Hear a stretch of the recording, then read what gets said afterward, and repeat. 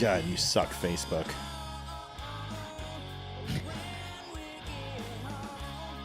It's like every time I struggle, it's copy link. Copy link. I copy the link. Good evening, dummies. Welcome to the... No, that's not a link. Sorry, that's me. Then stop doing it, please.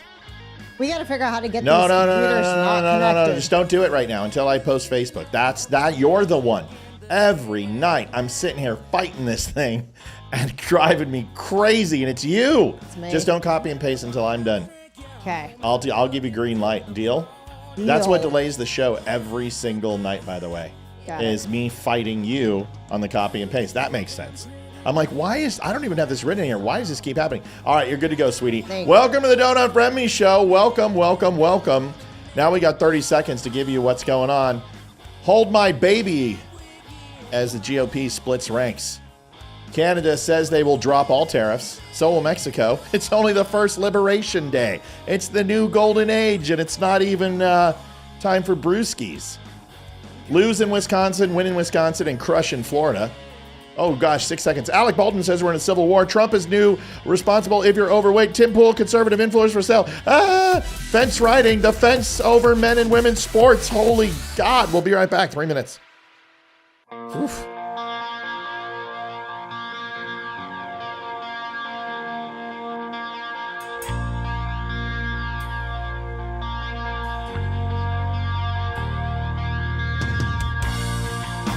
Hey, if we could share this on Twitter, that would be awesome. Let's get the viewer count up. Let's rock and roll. Thank you.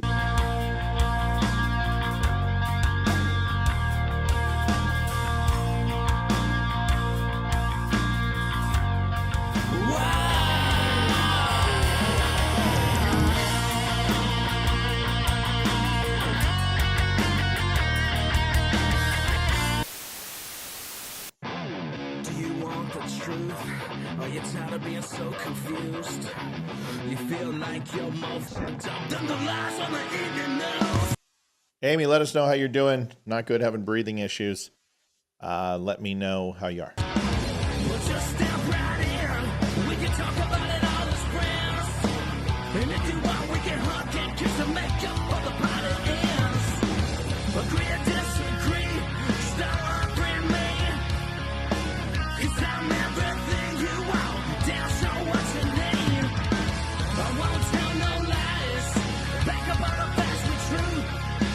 And if you can't get down with that, you must be somebody's dad.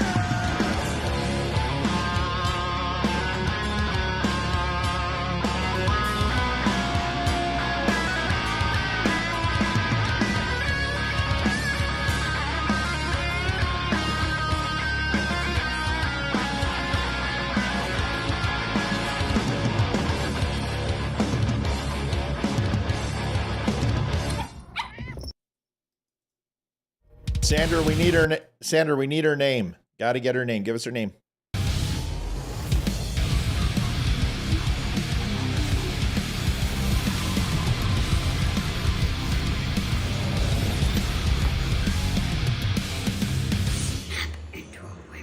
Hello everyone, good morning. Brandon from Still Point.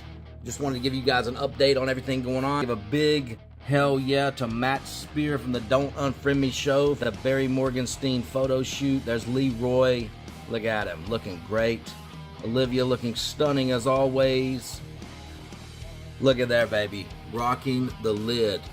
Barry has done photo shoots with kings, presidents, the Pope, rock and roll royalty, Jimi Hendrix. Come on now. It's so awesome that our music is finally catching on after all this time. And you know we're going to always keep on rocking in the free world, baby.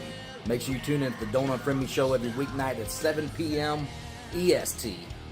The new stuff is dropping on all platforms very soon. We got it uploaded now, but we're getting on the Spotify playlist. You know how you have to do that. So be on the lookout for that. Go download it. Go support Still Point, and go support the Don't Unfriend Me show. Matt, Leroy, Olivia, Amy, we love you guys. Ethan, baby, we love you. And we will see you all soon. We're getting everything ready, and it's going to be badass. We'll see you on the stage soon. Keep on rocking in the free world.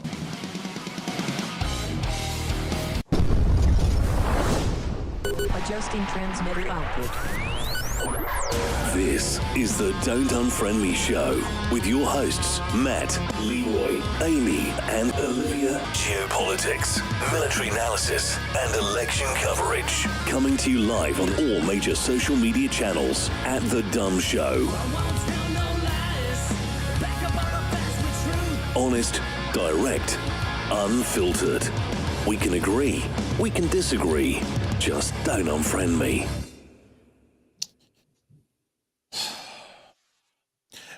Adam Kinzinger is one of the dumbest human beings I've ever ran across. He's like, no tariffs on Russia. That's because they're sanctioned. There's no tariffs on Iran either. It's like this guy was he was in office. Russia, there are no taxes on Russia. Oh.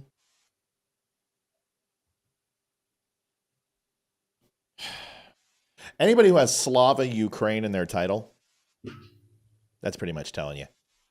Anyway, Adam Kinzinger, the J6 guy who is with, what was her face?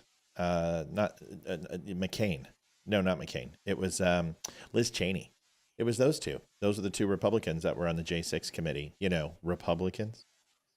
Yeah, so that's his big own. 170,000 people have liked it. No tariffs on Russia.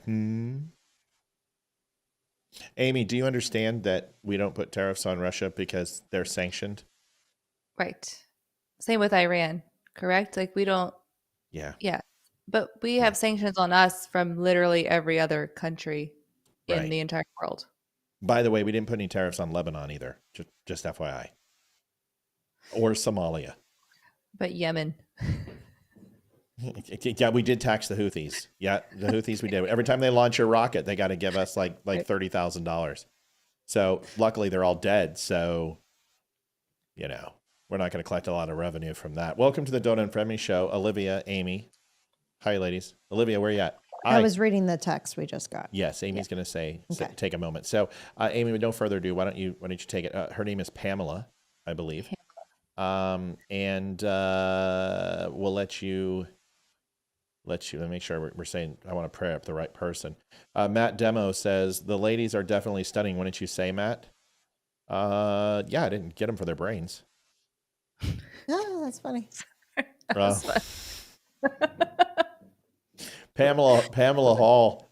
Pamela Hall is her name, and Sandra, she's having a tough time. Amy will walk us through it and take a moment and lead us in a little prayer before we start off. So, Amy, go ahead. Right. Dear Heavenly Father, we first lift you up in praise and thanks, and we just appreciate you bringing us all together today to be able to lift up our voices to you in prayer. And we ask for your strength, for your peace, for your healing to come alongside Pamela and everyone who is caring for her. Please bring her family the relief and peace that they need in this time as well.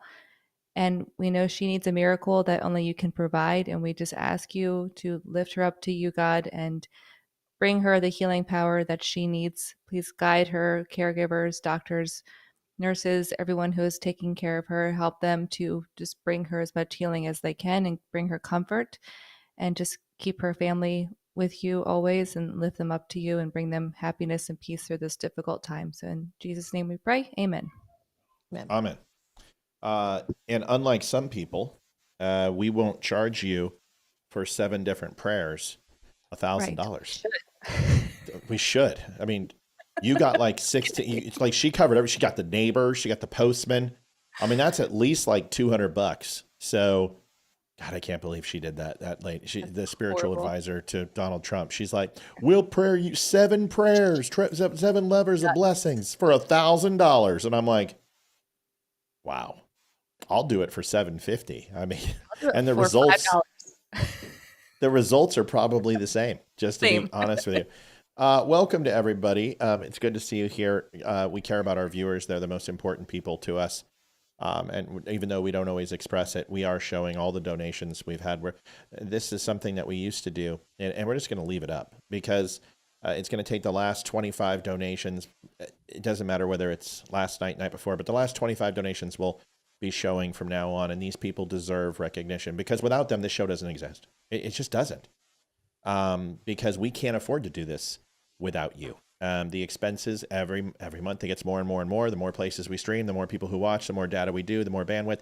We're talking about adding a morning show. I'm starting to cut recorded shows in the morning. We're upping our news articles. So everything's growing. Everything's getting bigger. And without you, it doesn't work. So if you have a chance, go over to thedumbshow.com/donate. Help us out. Our show goal is right below us. Olivia takes care of this. And if you write a little message, not only will you get your name up there, we'll read your message. And we ask that you can even insult me if you want to, which is absolutely fine. In fact, I prefer it. Let's rock and roll. You're going to get some fun notes tonight. Yeah, bring it. Just whatever. Just okay.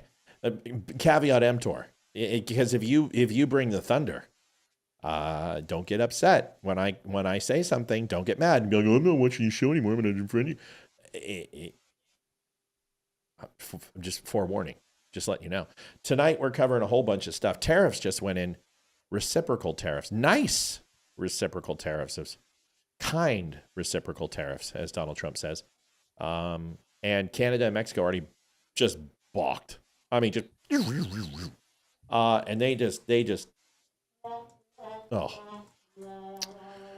You didn't hear that. That was that. I need a sad trombone for my sad trombone. Hold on. Much better. So let's start there, because that's the best place to start. Canada has said that they're going to take all tariffs. If Donald Trump stops the reciprocal tariffs, they will remove all tariffs. And there was even a qualification of, wait a second, are these your reciprocal tariffs, or the tariffs that you already had in place, or the reciprocal tariffs that Donald Trump put in place that would then remove those and they would no longer be in place? And he answered. What he said, I don't know, because I'm thoroughly confused, but he did say something. Let's listen to it, and we can all try to figure it out together. Here is the video. Let me know what you think. American job. Let's sit down and discuss this, because it's just going to hurt American jobs. I can't stress it enough. And, again, he believes he's supporting Americans. He said he was going to create jobs, create wealth, reduce inflation. It's worked the total opposite. Inflation. But do you think it's fair that you have tariffs on a whole number of products? That's right. And we'd be willing to take those off tomorrow if he took all the tariffs off. We are not the problem, Andrew. Do you know the problem is? China's the problem. And he's taking a blind eye to China as they continue to build their. Does anyone want to fact check him in the moment? We'll just wait. Let's wait. I thought he was going to play the juice. Yeah. Well, that's Candace Owens. So we have all the critical minerals that our great neighbors need. We have the energy that our great neighbors need. I just want to go back for a moment. If in fact you're prepared to take your tariffs off, why wouldn't you have that negotiation and that conversation now before any tariffs get put in place? Well, we've had this conversation for over the last month. We don't want tariffs. We have another $65 billion worth of tariffs to launch today. Wow, it would have been nice to know that when we renegotiated USMCA over NAFTA, that they didn't want tariffs, because the 720% all accumulated total of tariffs, and the average of what, 220 something on imported goods from the United States into Canada. I wish we would have known. That would have been nice to know, Doug Ford. Hey, that's the last thing we want to do, because it's just, again, it's going to hurt both countries. It's going to hurt American workers. That's the last thing I want. Andrew meant take the other ones off, not the ones you're launching today. The ones that you already got. You're saying you take all your tariffs off. I'm saying we will take them off. That's right. Then why is that not? I guess my question is, why has all of that not already happened? Yeah. And does President Trump know that you'd be prepared to do that? He knows, and Secretary Lutnick knows that we're willing to take these tariffs off, like in the next minute, if he said he's taking their tariffs off. Let's look at the auto sector. I got a question. Yeah, I got some questions too, but that's what this is all about. Liv, go ahead. Okay, so with these reciprocal tariffs, all Trump did is the amount of the tariffs that Canada has put on our goods, all Trump did is reciprocate it for them. Wow. So they've got the exact same tariffs on the exact on. That was well said. Okay. Let me also breaking down the etymology of the word into another past, present, or post tense was exceptionally well done. Well, I have no idea what I did, but thank you. I don't know. You said reciprocated, and I was just like, oh, that's just, I don't know. I love it when you use big words. Okay. Listen, it's just, this is definitely from what happened earlier before the show. So, my love is a rose. Okay. Let's take a look. So when we come down here and we look on the reciprocal tariffs and we see the totals, you can see that China tariffs charged the U.S. 67%, and we have put 34, European Union 20, and pretty much in all cases we are. Can you move her, please? Yes. We are less than what they're putting on us, and the reason why is he's kind of slowly moving into this. He's not necessarily just saying, okay, we're going to go ahead and hit the economy so hard, and we're going to throw all these on here. He is giving these countries an opportunity to remove their tariffs or renegotiate a better deal. And but to answer your question, yes, the same thing with Canada. But Canada, according to Donald Trump and the messaging that we're receiving, are not applying the tariffs on Canada or Mexico, because they have come to the negotiating table and committed to, if not outright removal, a amicable and acceptable negotiation for what they will do in the future. I don't have that number, but that's my understanding. So to answer your question, yes. If they're charging 200% on our eggs, we're going to charge 200% on theirs. If it's dairy, if it's auto parts, if it's whatever, we're going to charge them at least something up to and including the same amount that they're hitting us. Does that make sense? Yes. Amy, I have a question for you. Yes. Besides that your flag's crooked. It's my camera. I'm just like, Amy, your camera's crooked. Your camera's crooked. So here's the thing that I have a question for. 2018-19, Donald Trump put tariffs on which country? I know this. I learned this today. Specifically, their steel dumping that they were doing in the United States on the East Coast. Do you remember which country? It's the same color your shirt, but it's a yellow star. Oh, China. Yeah. Yeah. So China, so he put those in place. And you remember what everyone said? It's going to kill business in the United States, going to kill agriculture. Did you know in 2021 who extended those tariffs that Donald Trump put in place? Do you know who did that? Joe Biden. Yeah. It was Joe Biden. Yeah. Also, the tax cuts that they went ahead. That's why the tax cuts are lapsing this year and not in 2021. Do you know who also put those tax cuts forward? Biden. Sorry. It was Joe. It was Bo Jiden. That's correct. Yeah. Bo Jiden is the man. So, if the tariffs are so bad, why did the Democrats keep them on China? I think they wanted to tank our economy on purpose. Yes. They wanted to kill our democracy. That's true. Yes. Yeah, I think they were purposely trying to tank everything and cause a recession. So yep, they were going to tank the economy. What happened.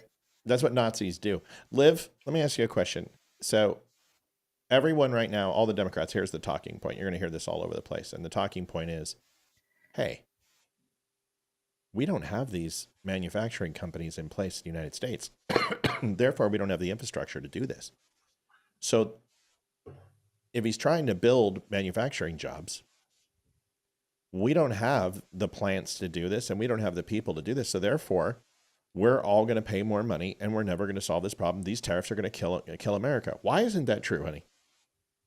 Because this is going to convince companies to either come to America or come back to America. Or there's a third option. Or just companies to open up. New companies. Yeah, right. Or those companies will just pay the tariffs and then they will price themselves out in a free market. Because if the price goes up on everything 30, 40%, and Americans can go, wait a second, I can come in and build a plant or take over a plant and build it for 15%. It's going to be a business that people want to get back into. So is it short-term solution? No. But it's better. Okay, so Amy, let me ask you a question. Is it better to spend $10 trillion to stimulate the economy on Inflation Reduction Act, which did nothing to stop inflation? Or is it better to save Americans money in the long run by creating jobs, creating manufacturing jobs, by releasing regulation on creating businesses that can absorb this, from small businesses who want to do a truckload of parts versus a major corporation that wants to do a boatload of parts? Isn't it better to have companies in America want to get involved in some of the things that they've been priced out of, and Donald Trump wants to bring it back, whether that's long-term, short-term, or mid-term? Which one's better in your eyes? Well, am I answering as a sane thinking person or someone who is a far leftist who has already been hysterical, saying our markets are already crashing because aftermarket people are pulling out, even though the stock market was closed, they're pulling out. So the market's already tanking. This is going to cause a major recession. We are going to go into the second depression of our time, and to basically start preparing for the worst, everybody. So it's better to spend the $10 trillion and get nothing back than it is to restore ourselves. It's my understanding that with the Democrats, it was pretty much like whenever taxes were around, they're like, as long as I have a face, taxes, you have a place to sit. They've never seen a tax that they haven't loved. And now all of a sudden they're worried about taxes when that baffles me. So how about we do this? How about we let the man cook? Because the market isn't upset about this. Market was up like $275 today. So how about we just let the man do his job? Because if Canada and Mexico have already balked, who cares about the rest of the world? Because our two largest trading partners happen to be Canada and Mexico, and they happen to be to the north and south of us. Remember what I said is that he wants to unite the Americas? That is his goal. He wants to make the Western Hemisphere the strongest, richest, largest defense-driven country that are nationalists. That's what he wants. And the only way we get to do that is that if all of the countries that are in the Western Hemisphere all kind of row the same way. We can't have Canada going one way and kissing China's butt, and we can't have Mexico kissing, other countries' butts in South America. We need all countries unified together. And the only way you do that is to negotiate great trade deals where all the countries benefit and we take advantage of the rest of the world. That's ultimately the goal.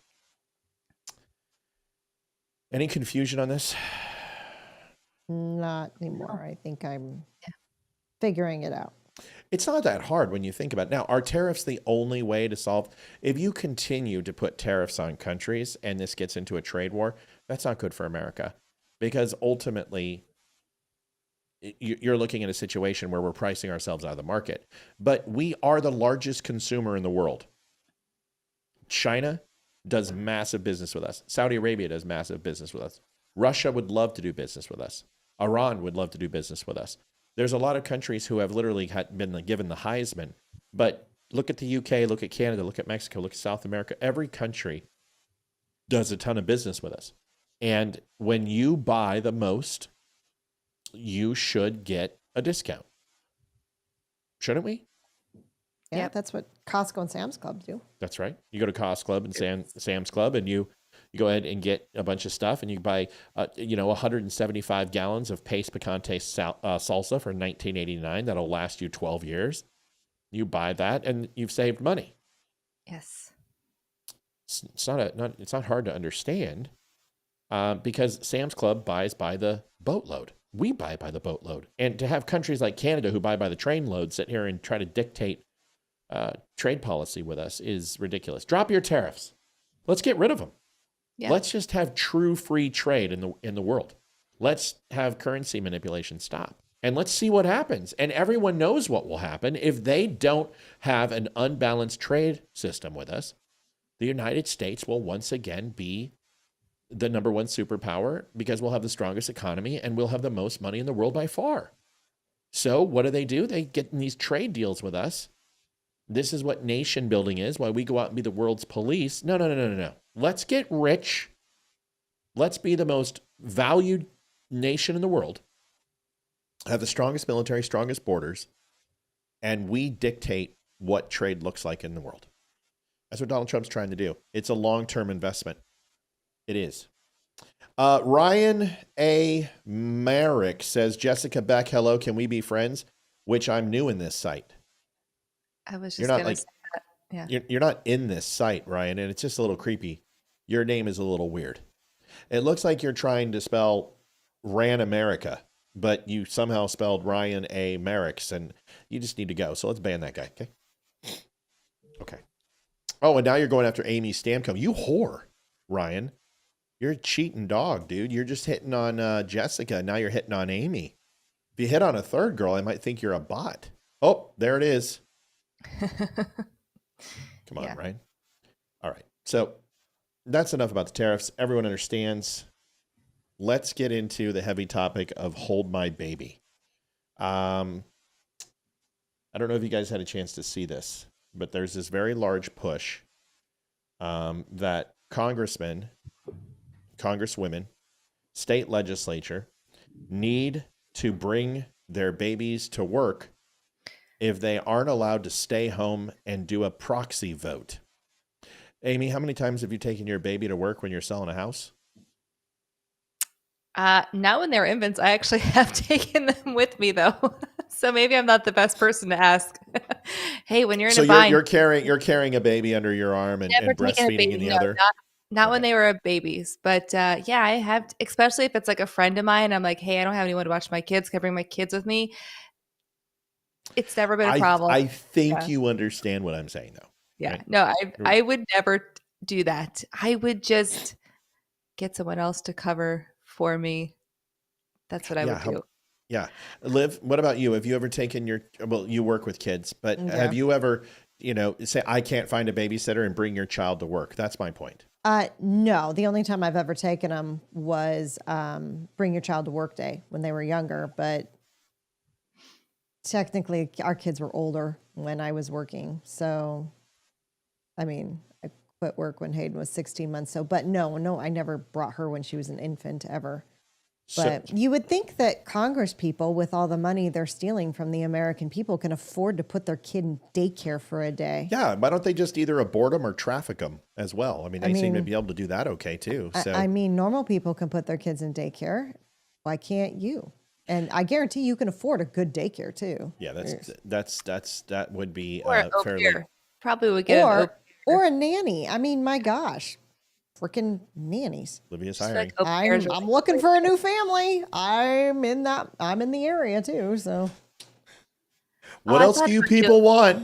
Daddy's batting 700.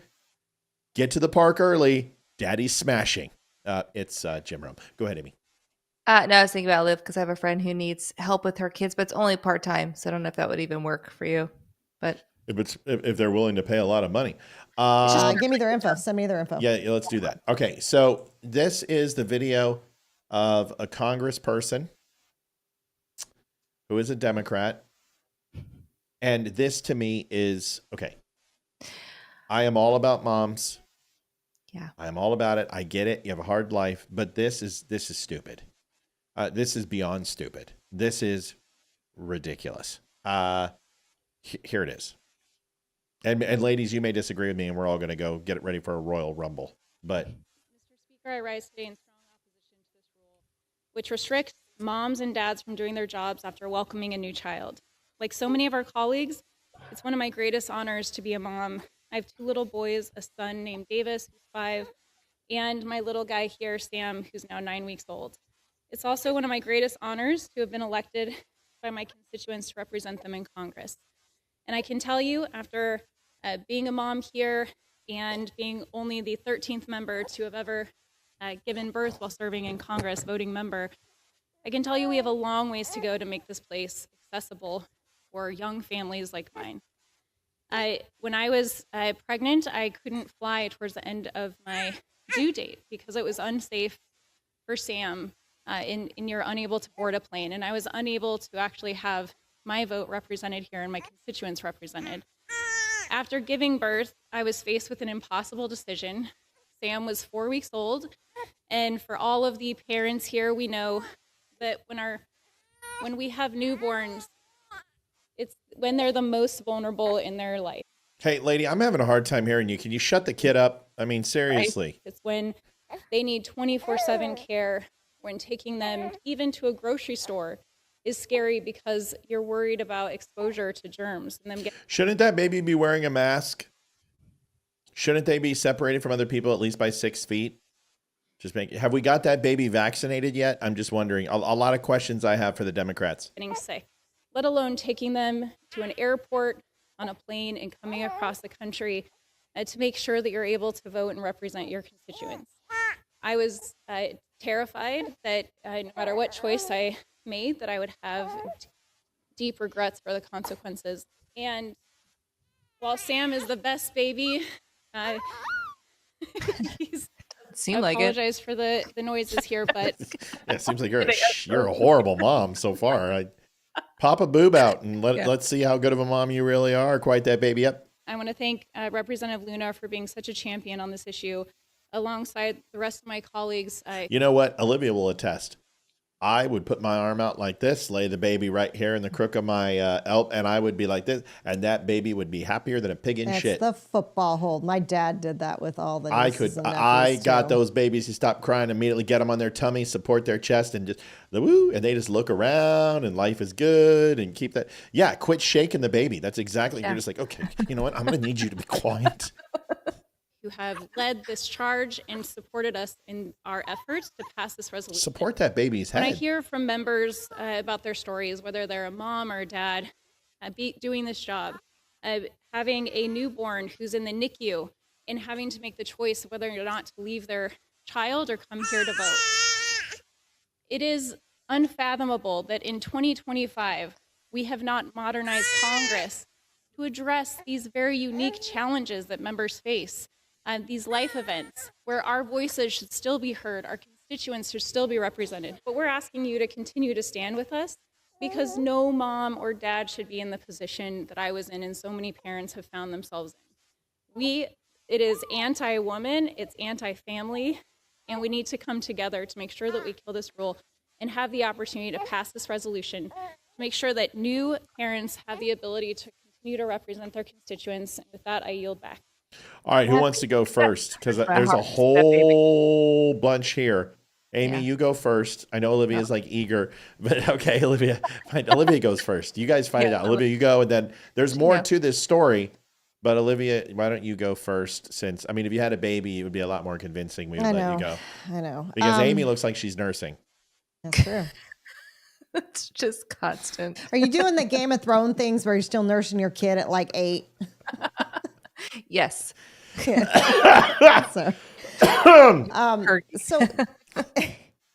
don't we have the Family Medical Leave Act in place that covers this? Yeah. But they can't vote. So here's my thing. I understand that when you're pregnant, that should be after 6 months. Doctors don't want you to fly. It is dangerous. Right. Standard for everybody. I can understand that where she would need to be away for her vote. But once that baby's born, you should have your maternity leave in place, whether that be somebody else is in your spot. I don't know how it works with Congress as far as maternity leave. If there's actually a vote that she has to vote on, then if they're on maternity leave, I think she should be able to vote. They get 12. Okay, so let me just answer your question. They get 12 weeks. They get 12 weeks for mothers. Actually get a little bit longer than I think it's 16 weeks for mothers. Fathers get like 12 weeks of paternity leave, and mother has like up to almost 6 months, I think, depending upon the situation. If there's a C-section involved or there were complications, it can be extended. But that's my understanding. It's the best in the world. Because why? Because they're politicians. So what do they do when they have to vote at that point? They don't get to vote. They don't get to vote. Okay. No, because they want to vote by proxy, which means that they can have someone come in and stand in, another congressman, or have someone from their town, like a deputy or an assistant or whatever, come in and vote by proxy for them. And they're saying, no, you can't do that. You have to be in Washington to make this happen. Okay. I think there should be an exception when you're pregnant for the last 3 months. I think that should be the only exception. If you're on maternity leave, you're on maternity leave, and that's your maternity leave. If you choose to come in to work, then find childcare, and babies can fly after 4 weeks old. Anything before 4 weeks, they won't let them on the plane. Anything after 4 weeks, they will let them on a plane. And I understand if you don't want to, then you know what?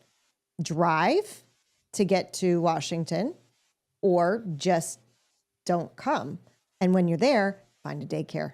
Find some place to put that child, because seriously, bringing that child in there, you're using your kid as a pawn. All right, so there's a whole bunch to unpack there. So what you're saying is that there should be exceptions, but only when they're pregnant up to 4 weeks after pregnancy, because they cannot fly. Yes, that would be, yes, especially if they're nursing. They can't leave their kid for that long. Why?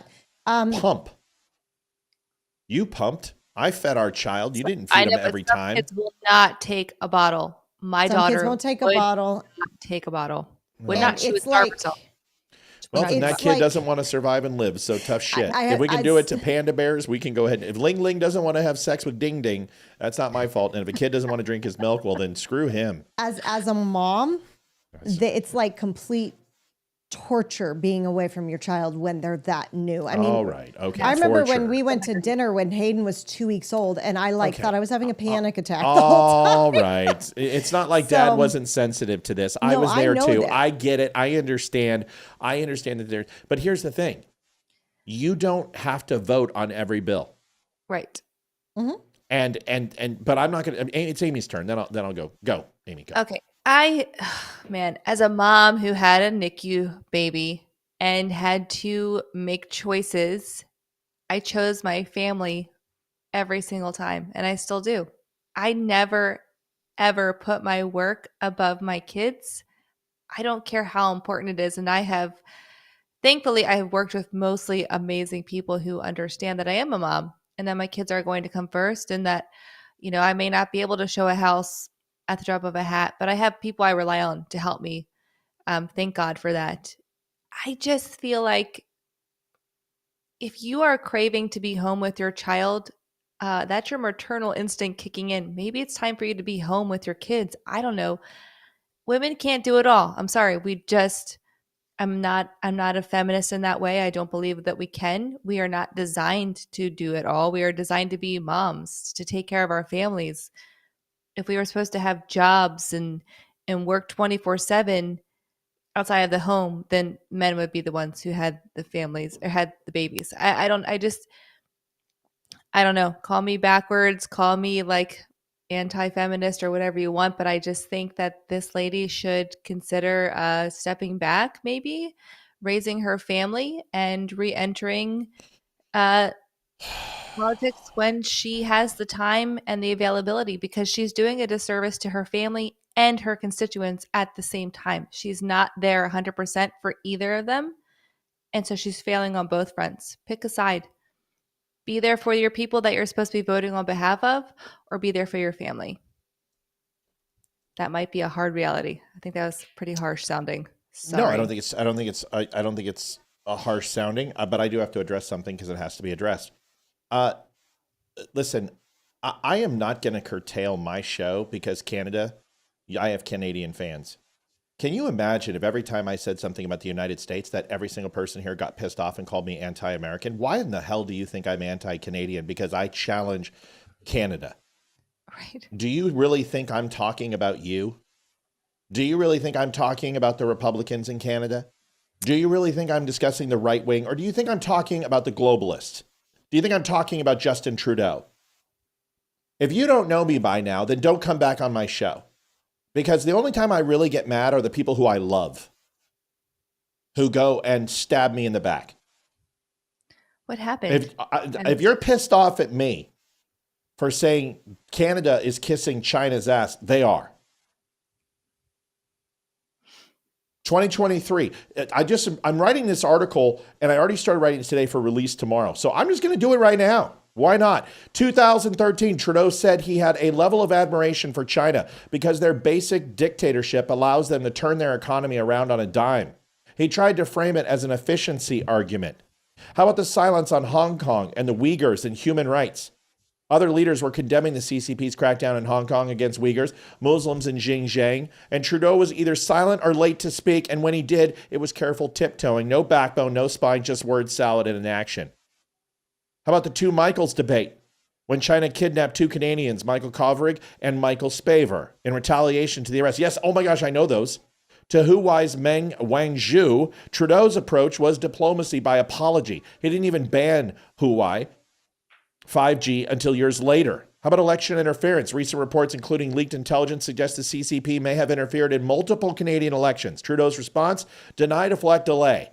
He blocked inquiries, stonewalled investigations, and acted like anyone questioning it was some sort of conspiracy nut. How about his deals with cozying up? Even tensions with China grew globally. Trudeau pushed for stronger trade ties with them. The message was clear: profit over principle. Weak foreign policy. While Australia stood up to China and got punished for sanctions, Trudeau took a more please don't hurt us approach. It's not just kissing China's ass, it's also the policies of his socialist beliefs, from running over conservatives who want to protest, and truckers, and seizing their bank accounts, and removing semi-automatic weapons, which give you the freedom to defend yourself. So if you don't like that I defend Canada, if you don't like that I stand up for you, then stop watching my fucking show. You're a friend, and I love you, and you should fucking know better. How's that for awkward? You got something to say, come to me. Face me head on, 804-212-2208. Otherwise, I would also like to nope. I do. Don't get involved in this. Don't get involved in this one yet. Let me finish. You can when I'm done. I'm almost done. Please. I got to get it out. If I don't get it out, I'm going to be pissed. Me too. 804-212-2208. I stand up for Canada. I've written how many articles on Canada? I've been taking Trudeau to task for how long? Canada absolutely sucks up to China. And I just gave you some basic examples. You got a problem, come to me. Stop sending messages like a high school girl. Now, there's my 2 cents. You got a problem? Call me on the phone. Go ahead, Amy. I apologize that I cut you off, but I had to finish. Go ahead. This is why I want to address the viewers for a minute here, because Matt doesn't read comments typically unless someone else is talking. And it really irks my nerves. Now, I'm not mad at Matt here. But whenever I'm making a point, now we have completely derailed our conversation because whoever is complaining or crying about whatever is now derailed our conversation. I'm not here to pacify everybody else either. We're here to do a show. And if you don't like it, yes, you can send us an email later. I'm just getting actually really tired of it because it seems like every time someone else is talking, then we get off on a tangent. It's like, just put a Q next to your freaking question if you have a problem, or call into the show. Stop derailing the show, because this is not how our show needs to work. We need to make money here. We love being here for you guys, but it is also a business for us, and it's getting out of control. That's my 2 cents. It really doesn't happen that often anymore, but when it happens, when I get messages, and it does. Personally, I feel like it does. Personally, I feel like it's like at least once a week. I feel like someone, not upsetting you like this, but someone is derailing the conversation in the comments, or something happens, and it's just a little bit, it gets under my skin. Okay. Well, either way, when I hear comments that are directed at me through other people by proxy, I'm going to address it. Because see, the difference is this isn't Ben Shapiro, where I hide from my audience. This isn't any of the bigwigs who won't engage with their audience. I do. I've got relationships with my audience. And to be so ultra sensitive that when I say Canadians and you take offense, it would be similar to when I say Americans need to pull their heads out and not vote for Joe Biden. And you're like, people are like, I'm not watching the show anymore because you said I voted for Joe Biden. That's not what I said. Yeah. What do you want me to do? You want Canadians in GPS coordinates 125.6 north at 12 minutes and 32 seconds in this quadrant? Those people are bad. They are liberals. Is this, you want me to name every province? You want me to get down by the zip code? What do you want me to do? Give you the longitude and latitude? Or can you just assume that when I say Canadians, I am talking about the parts of the Canadian government that are eroding and removing and usurping power from the people? When I say America, I'm not talking about all Americans. I'm talking about liberals and Democrats and the corruption inside the right wing of the party. Sorry, I didn't mean to hit that. Just get on the phone, man. Get on the phone. But this is a level of sensitivity that is insanity. Like every time I say, I've got to say the perfect thing about Canada or I've offended you. How does that make any sense? All right. I've spoken my piece. Joanne Townsend, thank you so much for the donation. Really thank you, Joanne. I appreciate it. And I don't agree with Amy. I don't agree with Amy that this happens every single week because I don't believe that at all. Because it does happen occasionally, and it's happened 2 times in a row with Amy.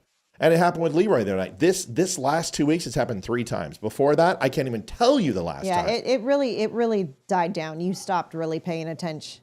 This isn't a chat. I saw the chat comment and I left it alone. There's other things.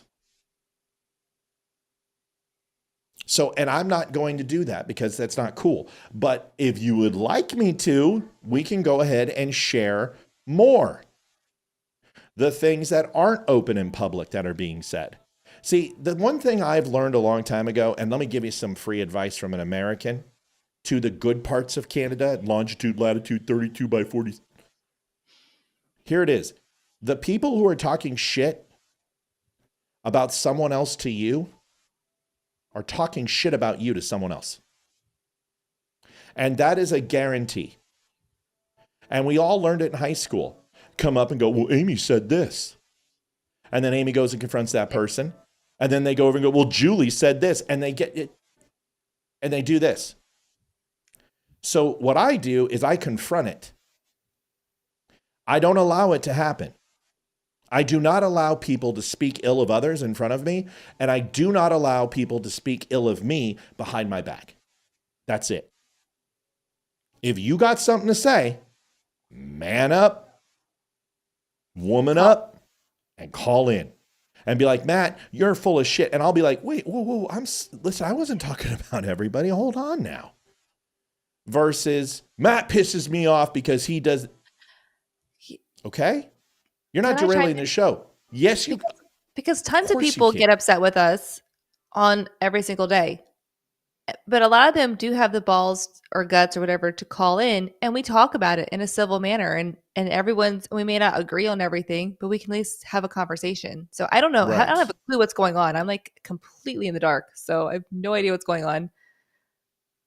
But we love our Canadian fans a lot. So I love all fans. Whatever was going on, I don't know. But like, stop taking it personally. The reason why it's personal is because I'm not making the distinction well enough that I'm saying Canada. This is a trade war between Canada and the United States. You are aware.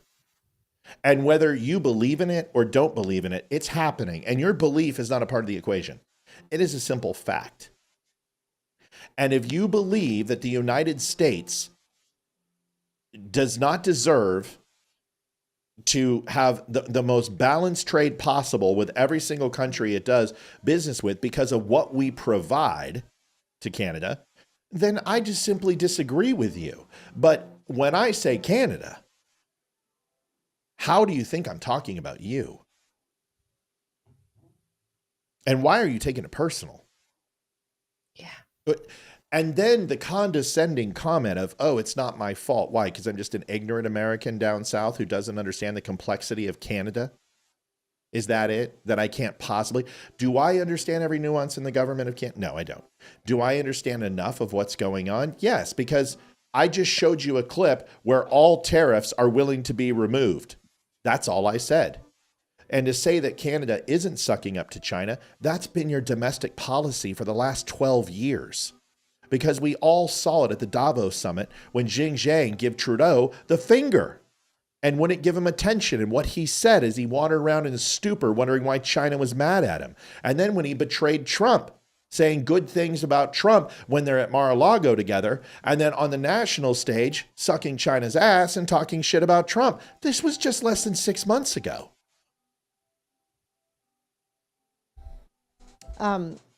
Unless Matt says your actual name first and last, he's not talking about you. So just generalize the conversation. Next time, just call the show. Yeah. Or call the show. Because what you say is going to get back to us. And that's just the way it works. Because I have people who are designed to ensure that you guys are okay. But what they're not designed to do is to go and get pissed off at me and not tell me. This is not high school. It's frustrating beyond reproach because I give you an open line of communication that you can call me at any time. Do you know I have literally brothers and sisters of listeners call me? Do you know I have moms and dads who call me who don't even watch the show and want to talk about something with their kid? Do you know I have spouses who call me and say, my wife loves your show and I'm going to give you a call?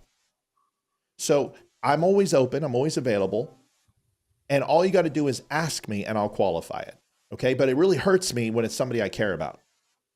And you know who you are and you know how much I care about you. And if you don't, then you're a knucklehead. Let alone a Canuck. All right. We good now? Yes. Good. Thank you, Joanne Lutman. $20. Let's get this started. Thank you for getting it started. We appreciate it very, very much. Let's go to the baby. Let's finish up the baby stuff. Amy, please just recap your comment on the baby stuff so I can have it in my brain box because I lost it the moment I got some information. Basically what I said is she's not doing her job on any front as a mother or as a representative to her constituents, and she needs to pick one and do 100% of that. Okay, so it's not that we don't care about women having children. We understand that, right? I'm all for that. Okay, so am I. And I'm all for working mothers. And I'm all for stay-at-home moms. And I'm all for moms that wear both hats. And let me say one more thing. I love Amy Stamcombe. If you want anonymity, don't go to my mods. Go to Olivia, because she won't tell me. My mods do because they're loyal and they know that I care. And I'm willing to hash it out. But if you want someone to have a little bit of decorum and not say something to me and tell me in a way where I won't get hot, tell Olivia. Because she'll do it during sex. And then I'll just be like, oh, I don't care. Okay, good. There you go. Have children. Have a job. But I would never expect you to give up your children or family for a job. And I certainly don't expect you to give up your job for your family or your children. They both have to have an equal balance. And what I mean by that is that you don't work at Subway. You're not a lawyer. You are there to be present and represent your constituency.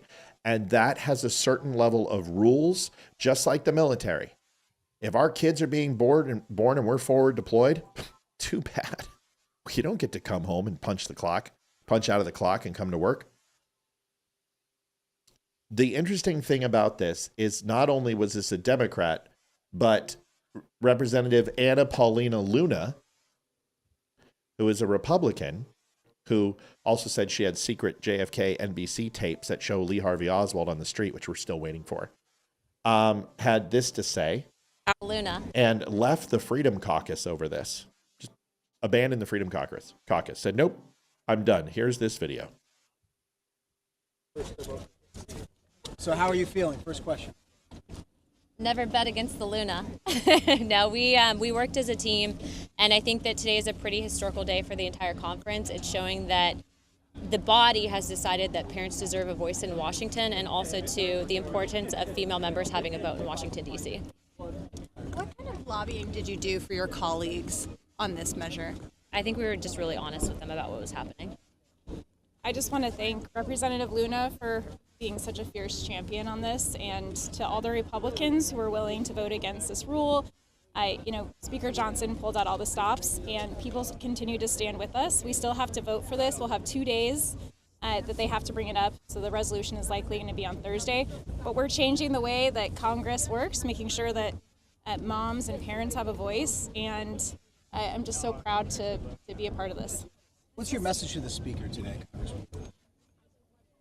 We said don't fuck with moms. I think. Wow, nice language in front of your child. He's gonna rob like 7-Elevens now and do drugs. He understands the historical significance of this. He came over and talked to you. What did he say to you? Did he ask Said you? I had nothing but positive things to say. I know your heart's in the right place, and I said I hope you have good things to say about this. Are you expecting there to be any other leadership efforts trying to go before Thursday? I don't think they can.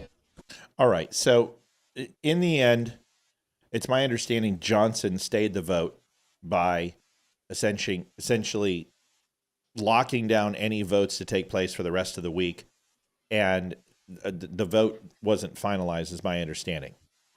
What is this bill that they're It trying allows to vote on? it allows people who, under certain circumstances, especially women with children, to vote by proxy, which means that they do not have to come into Washington, D.C. to vote. That they can vote from home or have someone vote by proxy, which means you would go vote for me in Washington, D.C. Got it.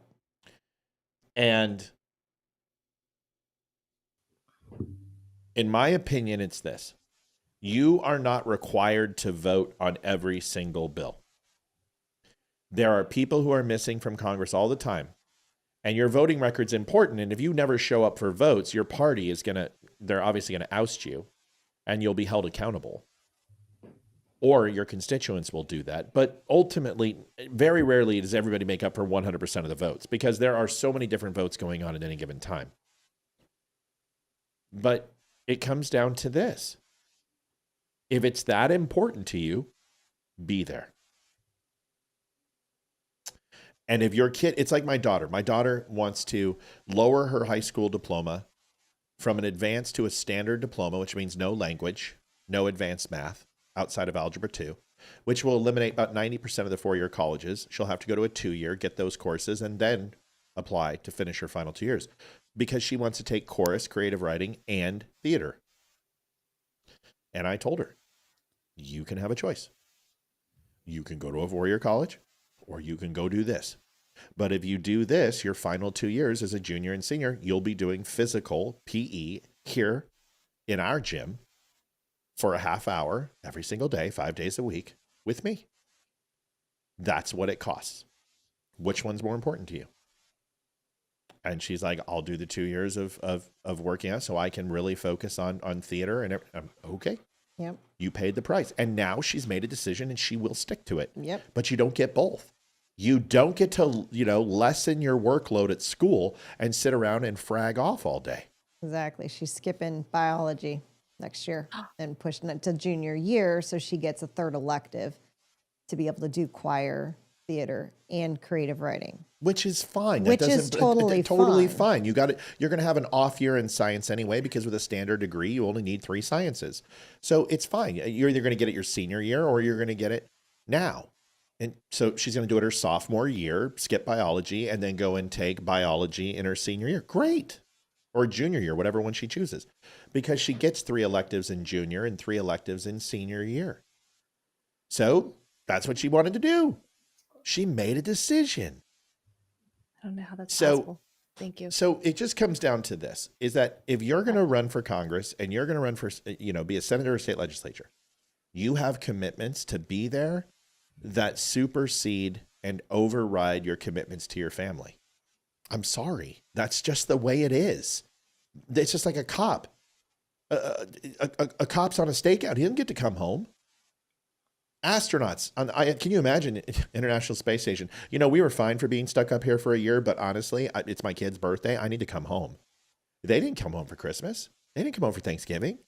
They were left up there. Sometimes a job has to be more important than your family, but you chose it. So suck it up. And if you're choosing that job and you want to be with your family more, if you are either A, trying to get pregnant and planning to have a family, or are pregnant when you start running to get elected, or get pregnant in the middle, I would say if your family is going to be over that and you want to choose your family, then you should probably drop out and wait till your kids are old enough and then run again. But yeah, I mean, I could understand if, you know, you had been in for 2 years and you get pregnant halfway through your term. It's not like, you know, but if, I don't know, that's just me. All right. But so Amy, your thoughts, is it zero or nothing, or everything or something or nothing? Or do you agree with Olivia that it's up to, like, you know, you're allowed pregnancy leave. I get that. You're allowed to have a family. There are points where you can't travel. Baby can't travel at 4 weeks, but you should be on paternity leave, maternity leave at that point. And if you're on maternity leave, you're sick. You don't get to work. You're out. If you take maternity leave for however long, you're out of work. You That's don't, right. you stay home with that child. The only exception I think it should be is the third trimester of the pregnancy, because you can't travel. And that would be my only exception right there. Other than that, if you choose to come back to work. So you're saying 3 months off? Well, do the by proxy vote, because they can't fly. But once you do that, you're making an exception, and everyone's going to take advantage of it. There already is a proxy rule for prostate cancer, or people are in ICU or in a car wreck or something bad happens. There's proxy voting. But what they want to do is open it up to maternity situations while they're on leave, and also a little bit before the pregnancy. And the answer is you can't take a year off, okay? If you want to, that's fine. Go ahead and do it. But you're not going to have a job when you come back. I mean, having a kid, how long were you off work? I was off for 9 weeks. Amy, how long were you off? 9 weeks. My son was in the NICU, so I was off years because he Did had you work? No, Did he you was go? very sick. No, I took off. My kid, I didn't work for several years, because my son needed me at home. So yeah, That's right. And Yeah. that's the easiest thing. That's the easiest thing for everybody, is you to focus on your family, and you get out of work and you make that decision. You didn't sit here and go, "Hey guys, I know I'm 5 days a week from 9 to 6, but I'm going to work weekends instead." And they're like, "No, we're closed weekends. We're not going to make an exception on this. This is the way we got." You go to work when you can work, and you stay home when you have to stay home. That's it. I'm not saying these people don't get leave. In fact, give them month 8 through 9 off. Fine. Extend family medical leave to 6 months, whatever. But when you're off, you don't get to work, and you don't get to vote because you're not working. I mean, can you imagine that? Any other job on the planet where you call in sick and then you go into work, Yeah. yeah. or you're on Where does she vacation live? and you're working? Where does this woman live? I don't know where she lives. Where's she from? Colorado. Colorado. Kev. Thank you, 'Cause Kev. can, that's a 1 day. They have flights from the morning. You can come in, vote, and then take a flight home that night. It's DC. We have flights like every single hour on the Right. hour. You can Yeah, right literally out of get Dulles. out in a day. Yeah. Yep. $129. Yeah. Not even sometimes. So I'm just saying, Well, I'm not yeah, just, like, they're cheap. I'm all for moms. I wish we had more accommodations. I do. I think it'd be so much easier to run the world if we had more accommodations for moms, but we don't. And I accept that. So yeah, I have to make hard choices all the time. My kids work. Which one am I going to do? I choose my kids all the time. I'm thankful that I can do that, because I know not every mom can, but every mom makes those choices. And I don't think she should be held to a different standard because she's in Congress. Sorry. I just, you know what's funny? We got bigger fish to fry. I don't give a shit about this. Yeah. You know what? I don't care what they decide. Just decide. Just vote on this and fix it and start focusing on the national debt. Focus on fentanyl. Focus on our borders. Focus on the good Canadians at longitude 3746.42 and the old bad ones in those other areas. Let's stop playing grab ass. Let's start focusing on what needs to be done. How about the Epstein client list? Okay. Let's focus on the things that are important. Energy independence. So I don't care about that. The fact that they are airing and venting problems with politicians, none of you all deserve zero accommodations. You are a bunch of feckless rats who have put us in a spiral of deficit that's going to destroy our country. And you guys are bitching about time off. If I were you, I would stop worrying about having babies and start focusing on how to balance the budget. Mm-hmm. I can't stand these people. So just give them whatever the hell they want. Let them vote, and let's get back to work and stop screwing around. That's my opinion on this whole thing. Here is Ashley St. Clair. I don't know if you guys know who Ashley St. Clair is. I recognize her name, but I probably wouldn't be able to. She was in that adult video we watched last night. No, I'm kidding. Got it. Okay. So it's like a porn name. I literally thought that. It is. She's totally a porn. No, this is the woman who slept allegedly, because I don't want to get sued by this. This lady looks like slept with Elon Musk and gave Elon his 14th child. Oh, okay. She's a conservative voice. I've shown you her. She looks like Michelle Branch. Very pretty, very attractive girl. She's very funny too. But there's another side that's coming out. Obviously. Elon Musk gave her $2.5 million for this child and pays her $500,000 a year. And she is now suing him and calling him a deadbeat and selling her Tesla because she can't afford it. Life. Yeah. Wrong. Life is hard. Life is hard. Well, God, I'm going to make these women hate women tonight. And by the way, she's Canadian. She's a Canadian woman. No, she's not. I don't know. She might be. Though after Wait Tonight's going, I hope she is. Or she's a Jew. That's what it is. Here it is. I'm selling it because I need to make up for the cut that Elon made to our son's child support. I'm selling it because I need to make up for the 60% cut that Elon made to our son's child support. Why do you think that he did that? That's a great question for him. You feel like he was sort of like vindictive against you in some way? Yeah, that's his modus operandi when women speak out. When was the last time that you spoke to him or tried to speak to him? February 13th. But he's just not responding to you at all. And how would you characterize sort of the way that he's going about you can check the stocks. I am I'm not the only one who's standing up after his message. We're not going to get you.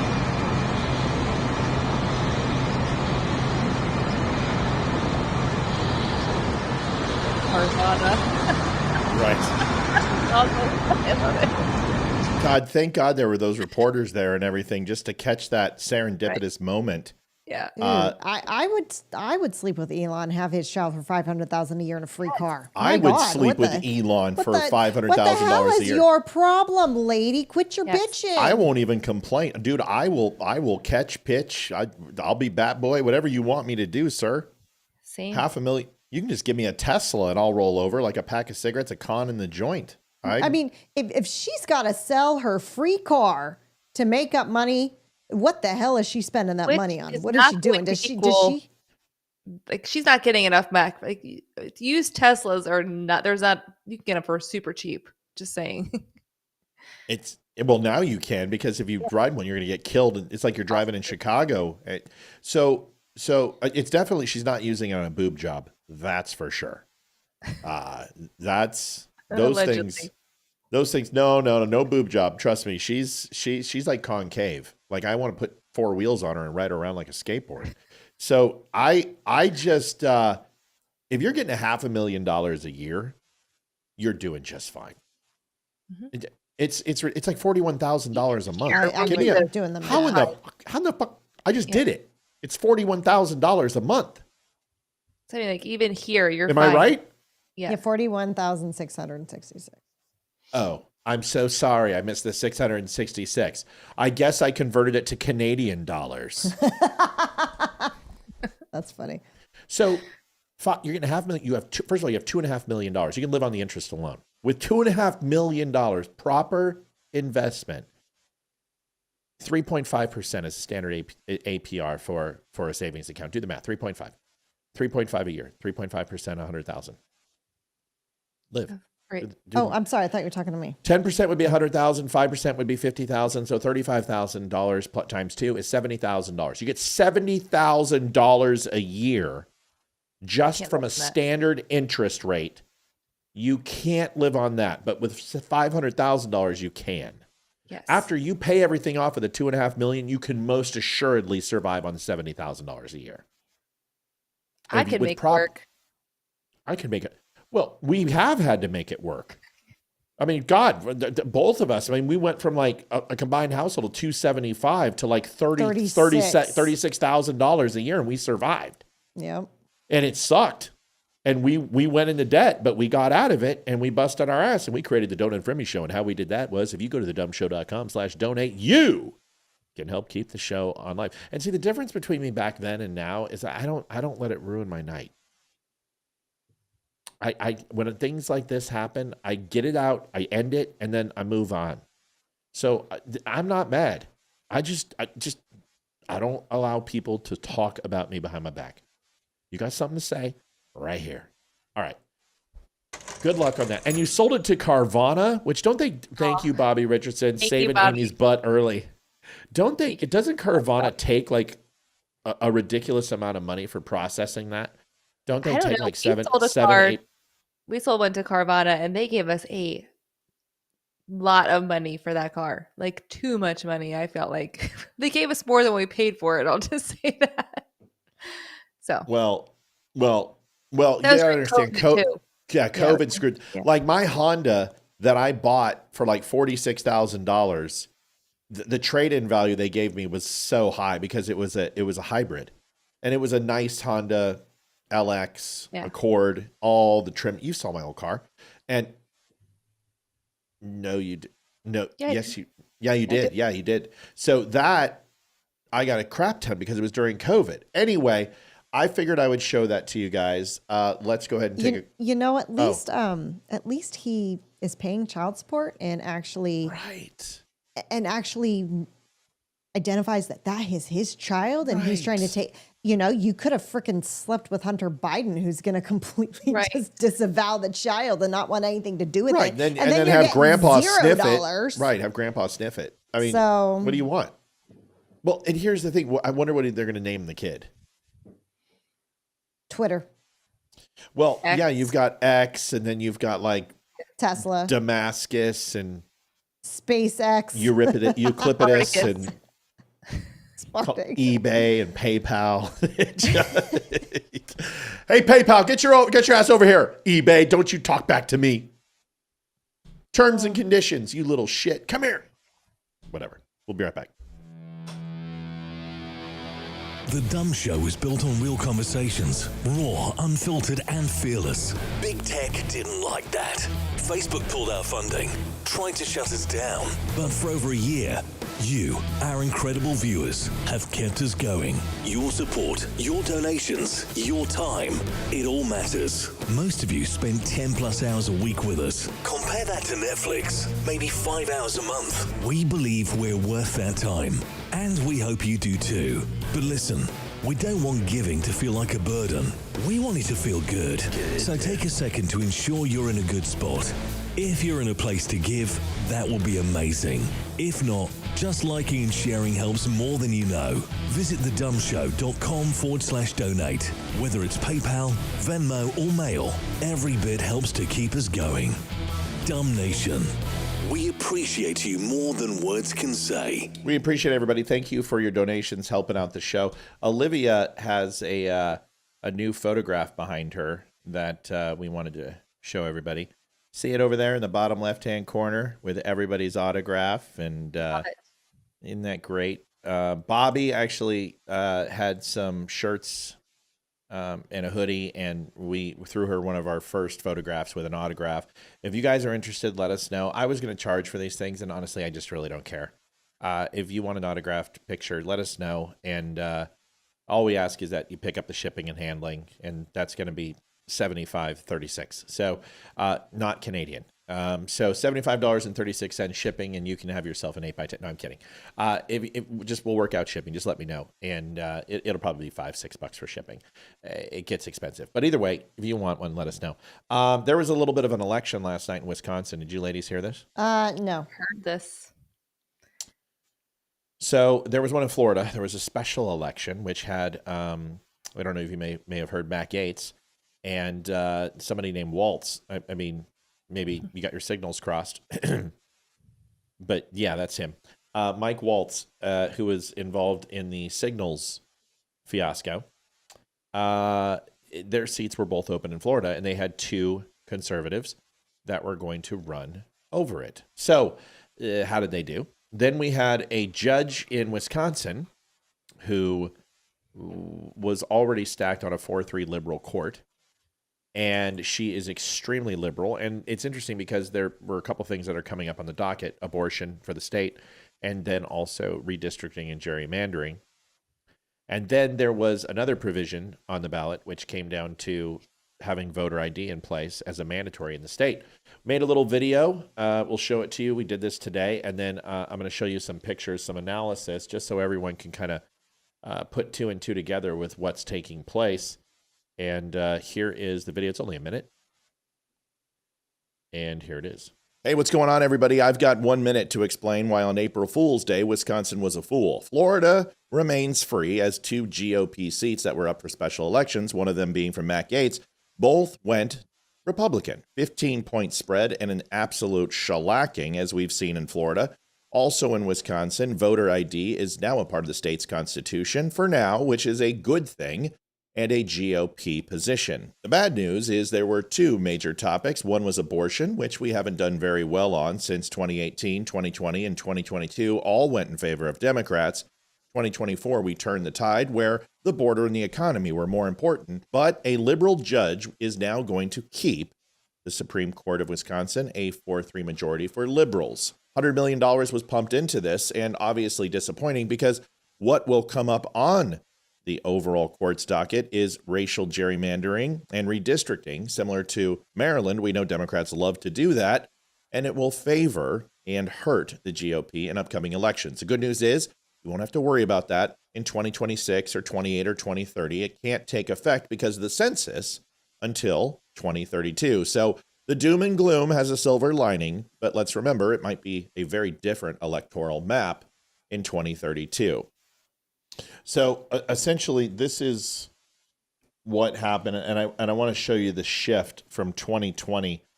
Virginia was not a bellwether. We thought it was going to be a little bit of a bellwether. Amy and I talked about it, Youngkin winning here, that, I felt that it had a good chance to perform very well for Trump, and it did. He only lost Virginia by 5.1, which was a hell of a lot less than the 10% that they called for. So he actually overperformed.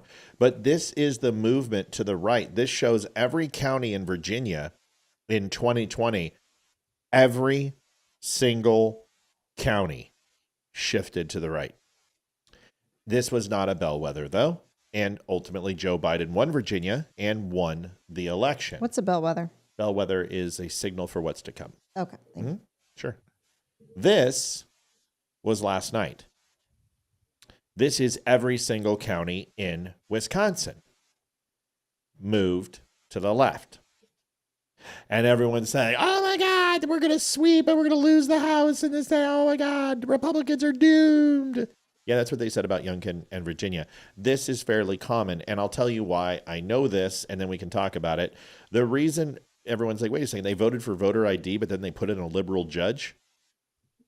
Does that make any sense to anybody?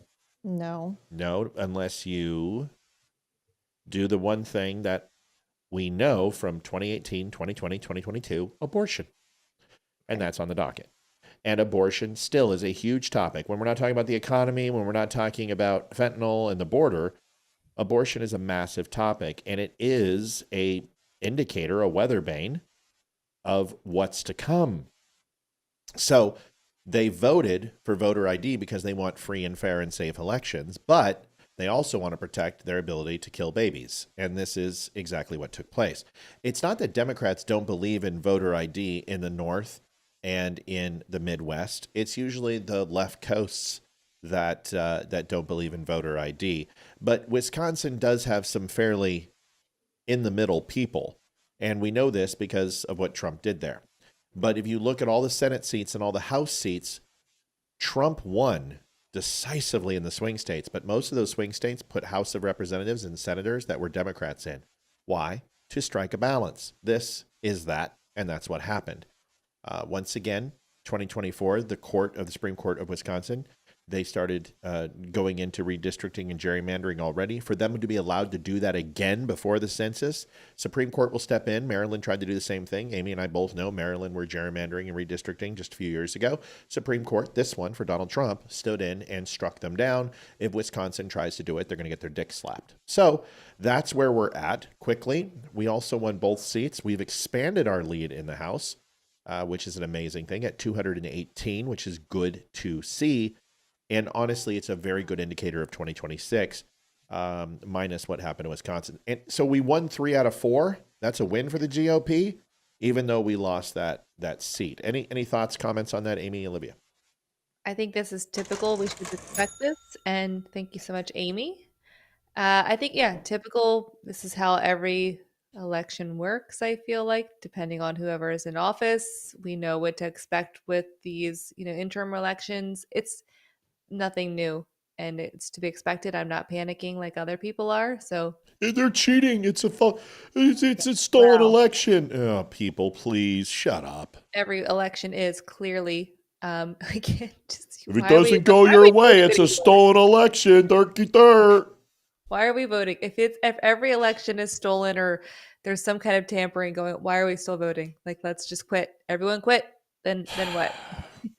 Let's do this. Instead of just staying on this topic, let's go into Planned Parenthood, because Donald Trump has made some choices with Department of Education, the defunding of Planned Parenthood. I know that there's probably some variant opinions on this. I know you guys will be shocked at my opinion. Olivia, do you want to express your opinion on Planned Parenthood and defunding Planned Parenthood? I don't have an issue with it. Defunding it? Yeah, because of abortions. Now, I mixed feelings, because when we first moved to Colorado, didn't have health insurance. I went to Planned Parenthood, and I was able to get my birth control for free and my female doctor visits for free. They also did blood testing for free and realized I was anemic, so got me on something for that. And that was all Planned Parenthood. So that is good. It's the fact that Planned Parenthood has gone from that to their main focus. Thank you so much. Who is that? Jetta Wood? Utah. Not Jetta. Jetta. I did it before too. I was like, Jetta Wood. She's like, it's Utah, Matt. So it's Utah, Olivia. Got it. Jetta. Just call her Jetta, and we're good with that. Okay. Jack don't talk Thai. Oh, Jack does talk Thai. Jack talk Thai real well. Yeah, it's the fact that Planned Parenthood, their thing right now they're known for is abortion clinics and is abortion. So I think some part of it is a good thing. Yes. But I think the abortion side needs to be defunded. Here's an example before Amy dives in here, is that if your budget is $100 billion annually and you're offsetting your overall annual budget by donations, contributions, and state funding, and you're saying, well, we don't put any money into abortions, but you pool and kitty all your money together and spend it on one thing versus the other, it's still the same thing. You're robbing Peter to pay Paul. That would be like me telling you, hey guys, I promise you, never, ever, ever have I used a donation on a hockey ticket. Well, I haven't, because we haven't been to a hockey game since we started taking donations. But you get my point. It's coming into the Spear family household. It's coming into the business. There is going to be some cross-pollination with the money. We try to, like our house payment and stuff for the kids, we try to keep that completely separate on our own money from military, from Olivia, but there is cross-pollination. And anyone that says that Planned Parenthood is keeping it autonomous, that's impossible. And we know what they're doing. So essentially it is taxpayer-funded abortions, even though taxpayer dollars aren't going to Planned Parenthood specifically for abortions. They're using that money for stem cell research and everything else. But should they be defunded? Amy? Yes. Yes, I absolutely agree. This needs to go back to the states, just like the abortions need to go back to the states. There are other resources besides Planned Parenthood. There are tons of like preborn. Oh, I'm showing it to Olivia. no, yeah, Whenever I put up something or I say something, just it's not at you. I have ADHD. I can't do that. What did you say? I'm sorry. Huh? Exactly. What, Exactly. What did you? What did, yeah. No. I think that Huh? we have preborn. We have other resources to help with the other sides of unplanned pregnancies, and I believe there's other. You can go to the health department. They do free testing there for certain things, not everything, but there are other local resources that people can utilize. Yeah. There's this thing called Google, and you just like type in what you need and free resources, and you will get a list of resources. I mean, even here in like one of the wealthiest counties, we have access to free healthcare and free resources just down the road. So if we can access it here, I believe that you can get it probably anywhere in the nation. So yes, I'm very much all for by Planned Parenthood. They're not a good organization. Dismantle them. And if you want to put something else in its place that's better regulated, maybe, I don't know, but I'm very glad for this. Amy Berto says, I don't agree with riding both sides of the fence, Olivia. Bitch. And then she said, oh, love you, Olivia. I just love my opinion too. So did you ride the fence? I did a little bit because I'm like, if they can get rid of the abortion side, then keep them. If not, defund them. But because I mean, we benefited from them 20 years ago. Well, so a little bit of a different circumstance, right? You didn't get an abortion. No, I needed it for my and we wound up healthcare. paying for most of our stuff. It was just at a very discounted price. So, and some of it was for free. Like most of it, I know the prescription that we got, I believe we had to pay the for. Birth control is free. Right. So here's the thing that I will say is just because something does 75% good, you can't ignore the 25% bad. Yeah. And Planned Parenthood most assuredly does evil things. And we know they've done evil things because Planned Parenthood was born out of eugenics, which was population control of African Americans, which was going into impoverished neighborhoods, aborting children in order to control the population and breed out some of the non-desirables in the African American population. That's the best way that I can say that. And I know that doesn't sound good, and it's not supposed to because it was horribly evil. I am not a fan of Planned Parenthood. Thank you, Deborah Boggs. God protect the children. Amen. 1776. I 100% believe that we need solutions for contraception and birth control and sex education in high school with parents' permission. Absolutely critical with parents' permission. It was interesting. The counselor called us today and said, we're not going to make a decision without the parents' permission. And I'm like, oh, thank God. So understand is that I will, and my wife will teach our children what they need to know about their bodies, their sexual disposition, and all other things about the birds and the bees and everything in between. But there needs to be a reinforcement in the school because a lot of times they won't listen to mom and dad, but they'll listen to other adults. So they'll listen to teachers or they'll listen to friends and peers. So I, for one, am okay with that. I'm not okay with it forced down people's throat. And if you're a parent and don't want to have your kids exposed to it, you shouldn't. You also shouldn't have a counselor that says, hey, go behind your parents' back and go get an abortion at Planned Parenthood. Let me drop you off. That is why I can't stand Planned Parenthood, because they circumvent the parents and do things that are inappropriate with children. And I can't stand that stuff. That is the evil that they do, and that is why I completely support defunding them. Even though I recognize they do some good things, and they do. And anyone says they don't, they're not being honest. But they do a lot of evil. That's it. Yep. Any other thoughts on this topic? No. Nope. Great. Listen to this. The Dumb Store is veteran-owned with a 5-star diamond rating for service and satisfaction. We offer quality products like coffee, shirts, hoodies, and hats, all made by veterans. Shop with confidence, backed by hundreds of 5-star reviews. Use code DUMB10 to save 10%. Visit thedumbshow.com today. Thank you for your support. Margaret Sanger, that is correct. Somebody said they started reading the 1916 Project. Good. The Democrats are saying that Elon Musk tried to buy the judge of Wisconsin. Yeah, well, Elon Musk donated, and the GOP, around $58 million. $52 million, and they did close to $46 million. Give me a break. They're like, Wisconsin's not for sale.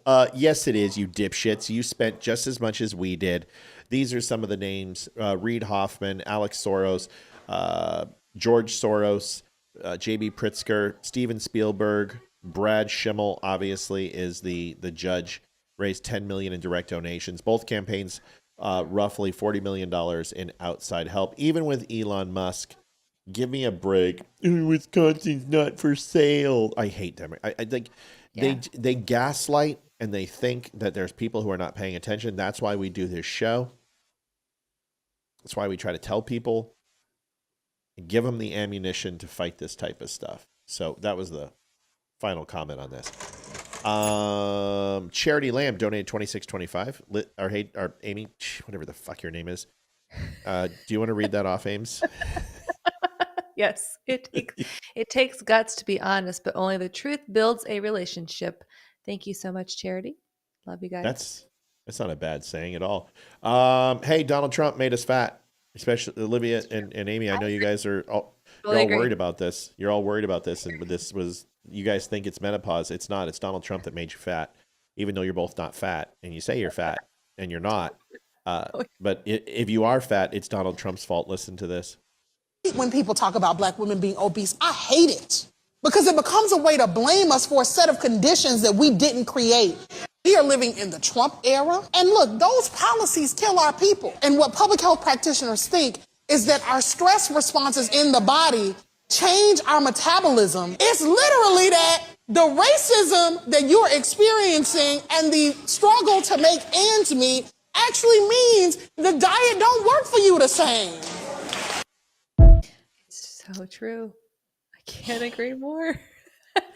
I was going to say that. How about you just stop shoving frickin' McDonald's dollar menu down your gullet and you won't get fat. Yeah, you sure jumped off the slavery made me fat to Donald Trump made me fat pretty freaking quick. Just saying. You know, honestly, it's Michelle Obama who made everyone fat. Why? Because she put those stupid healthy school lunches in that freaking tasted like you were eating cardboard and warmed up dog shit. So all the kids went to the vending machines to eat and ate freaking Pop-Tarts and Doritos every day for lunch instead of eating their school lunches. It's interesting. Like dog shit's not bad enough, but when you say you warm it up, you're just like, everyone knows, and you're like, oh my God, that's really bad. Mm-hmm. Amy, your thoughts on Donald Trump making you fat? I absolutely agree. I think it's horrible the things that he has done to my cortisol levels, and I personally am going to hold him responsible, and I'm looking into a lawsuit. I don't know. I mean, honestly, can I join that lawsuit, please? Yeah, I think I'm just speculating because I don't know this woman, but I'm going to guess that she was probably obese or larger than before Donald Trump was even relevant in politics. I'm just going to guess. I'd like to see pictures of her from 15 years ago. I'll put up money. I had pictures of me 15 years ago, and I was very thin, and now I'm fat. So I actually can blame Donald Trump because I was skinny until like a little bit ago. So it's his fault. And I agree, it's the food in our country. It's garbage, all of it. It started in the 80s. That is garbage. Garbage. Can I segue into something else? Fatties. Okay. Yeah. So some Cheetos at us. Right. Can you guys like eat a candy bar and shut the fuck up or something so I can say? So I don't need text messages making non-hurtful retractions. Okay. I am not a woman. I don't hold shit. I'm not saying women do this, but I don't feel things like normal people do. I have been carterized so many times that I just don't care. If I can abandon most of my family after the way that they've treated me, with all respect, and a person on the internet is going to be easy as pie. When you cut me, I don't feel it. And that's why I'm good at this job, because I don't have any pride. Hayden, shut up. I don't have any pride. She's been screaming at the top of her lungs singing. I'm just like, every night. So it doesn't impact me the same way that it impacts other people. I'm not mad. And all I'm defending is don't talk about me behind my back. That's all I'm saying. I don't care what it is. I don't care if it's, let's give Matt some more money because he really needs it. Or don't do that. Just come to me or come to Liv or come to Amy and just talk things through. I won't answer. And that's the truth. So my point is this, is I don't need you to send me text. Everything's good. If I didn't care about you, I wouldn't have said anything. See, that's the thing. And the way that I care is to solve the problem. But I don't hold anyone. Now I really don't. Now we're totally good. Give me another 50 and I'll tell you you're my best friend. Still love you like a brother, you dick. I'm not a dick. See, I'm not the one that was talking shit. Just I don't need you to do it. You don't need to give me money. You don't need to tell me it's okay because I love you and I would take a bat to anyone who tried to hurt you. I care about you people. Wait, who's this hockey team again? But understand, you can hurt me. And then if you do, like I said, I carterize most stuff, but I am vulnerable to that because I care about you. So when I feel that, I got to say something, because if I don't, then I can't function and I can't pretend that everything's okay. I just don't work that way. So right now, and unfortunately that leaves some casualties of war once in a while. And people are like, holy crap, Matt ripped me apart. Why? Because you hurt me or tried to, and I felt something, and I don't like doing that. I'd rather just not feel. So stop making me feel. Okay, good, great. Good conversation. You don't need to send me texts. There's a lot of love in the air. We were going to do something else. Amy, were you going to say something? No? Okay. No. Good. Let's move on. Here's a cute video that we can all enjoy and to smooth over our Hello, everyone. Good morning. Canadian brother. Still Point. Our Canadian. Just wanted to give you guys an update on everything. Smooth over our Canadian brothers in the north. Here is and sisters. Oh, don't be a sexist. See, there you go. It's my fault. It's what I did. Let me try to find this video. Hold on. This better pull up because, come on, baby. All right, here it is. Maybe. The bedroom. He's over. So this reminds me of kids when you're going to the bathroom and my new dog. Can you see this okay, you two? Yes. Right. The cat into the bedroom. He's over here with me. There's the cat. And look at all the little noses wondering what we're doing in here. That's adorable. All the little cavalier noses. How many do you count? 1, 2, 3, 4, 5, 6, 7, 8 dogs all underneath the door trying to peep the cat. 1, 2, 3, 4, 5, 6, 7, 8 noses. So I just brought. So here's the question. Amy, you've had a dog. Olivia, you have a dog.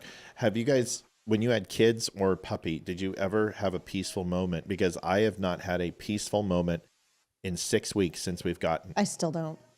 I still don't. It never fails.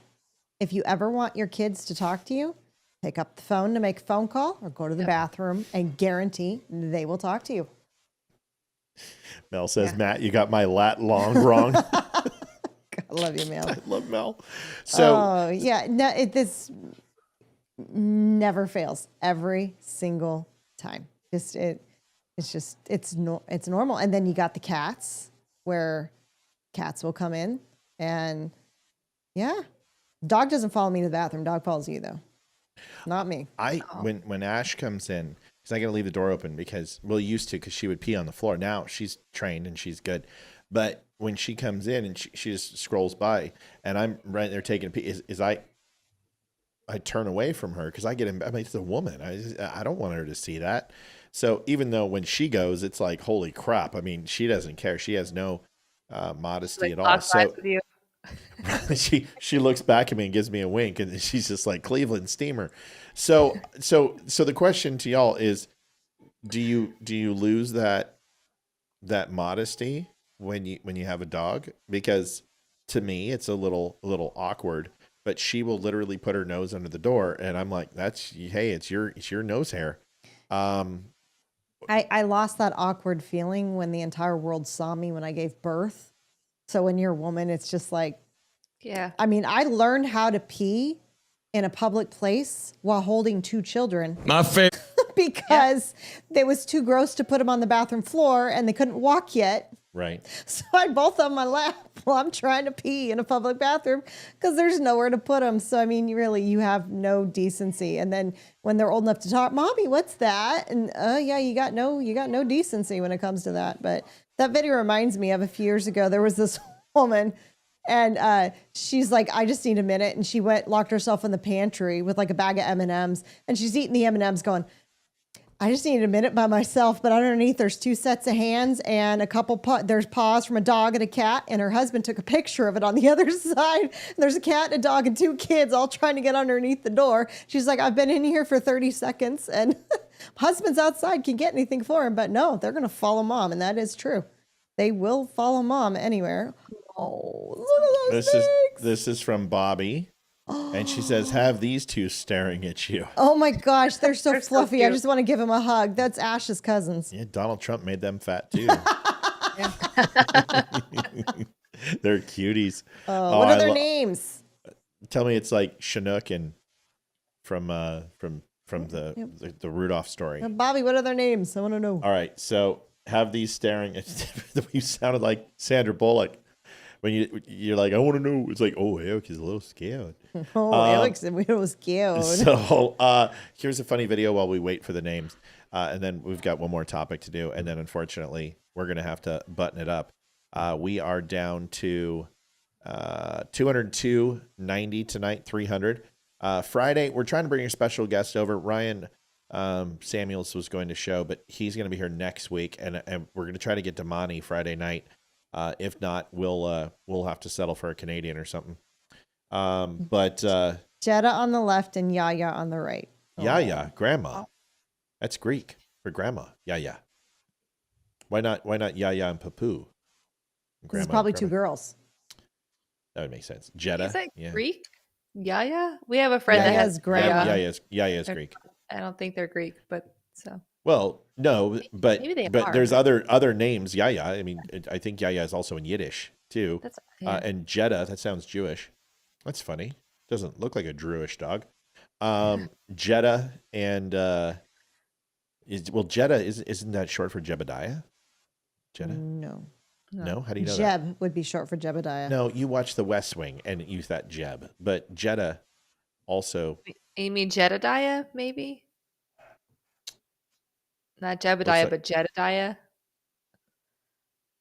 Jeddah, Jebediah. But Yaya means in Greek is grandma. Papu is grandpa. So, hey, Ashley Gleason, $25. I love you guys. Well, we love you too. Thank you, Ashley. You know why we love you the most? You're not from Canada. Here's a funny video. Watch this.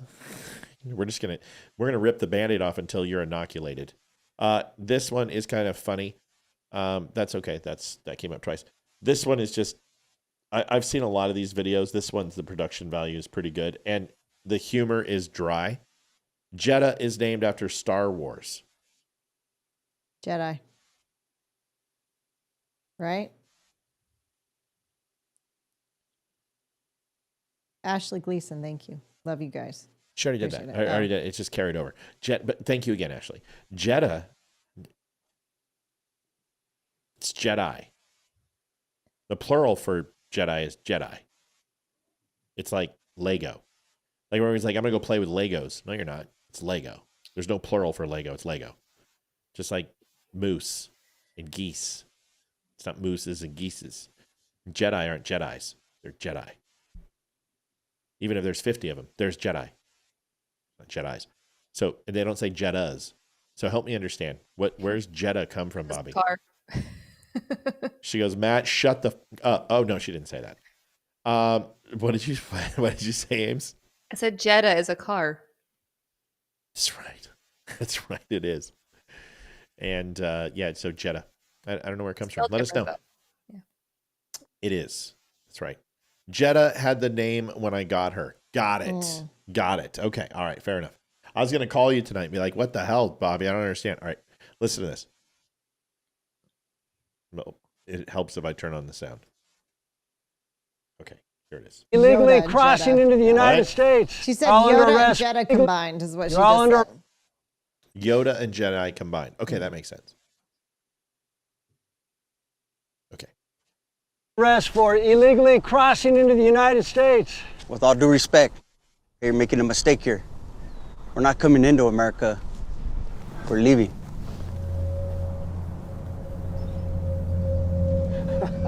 Leaving. Good night, Utah. Sure, pal. On the ground. We're not kidding, man. We're gonna bounce. Bounce? Why would you bounce from America? Name one bad thing. One? I mean, we got lists. Polarized politics, inflation, not to mention the menu at Taco Bell changing again. Taco Bell? Real Mexicans like that stuff? We love that shit, man. But is it even, it's not even meat, is it? You don't think we know that? I mean, do white people like McDonald's? Yeah, we like McDonald's. Is that real meat? And you know what else? They canceled Blackish. No. Dial that back. Blackish wasn't canceled.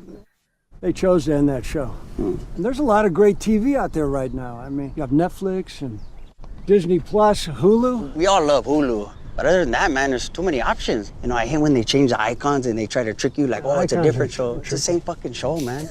You know, it just gives me analysis paralysis. Is that Spanish? I want to go back to the motherland. We have 5 channels there. But they're all the same. You have old guys in hats like that, surrounded by hot bitches, and then a clown shows up. And you know what? That's the news. You see what's happening here?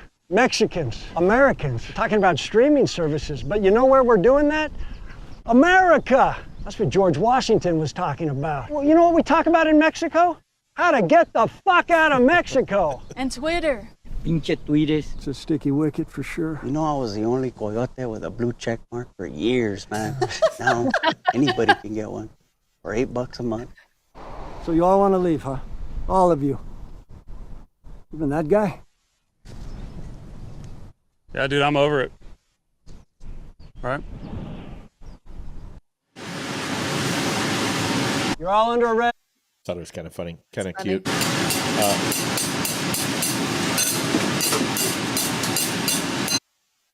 What the shit? I have no idea where that sound came from. We'll be right back. Oh, sorry. Join WimKen. Go ahead. For the fucking squid on the show. Army Strong. Love you, brother. Fucking Paul.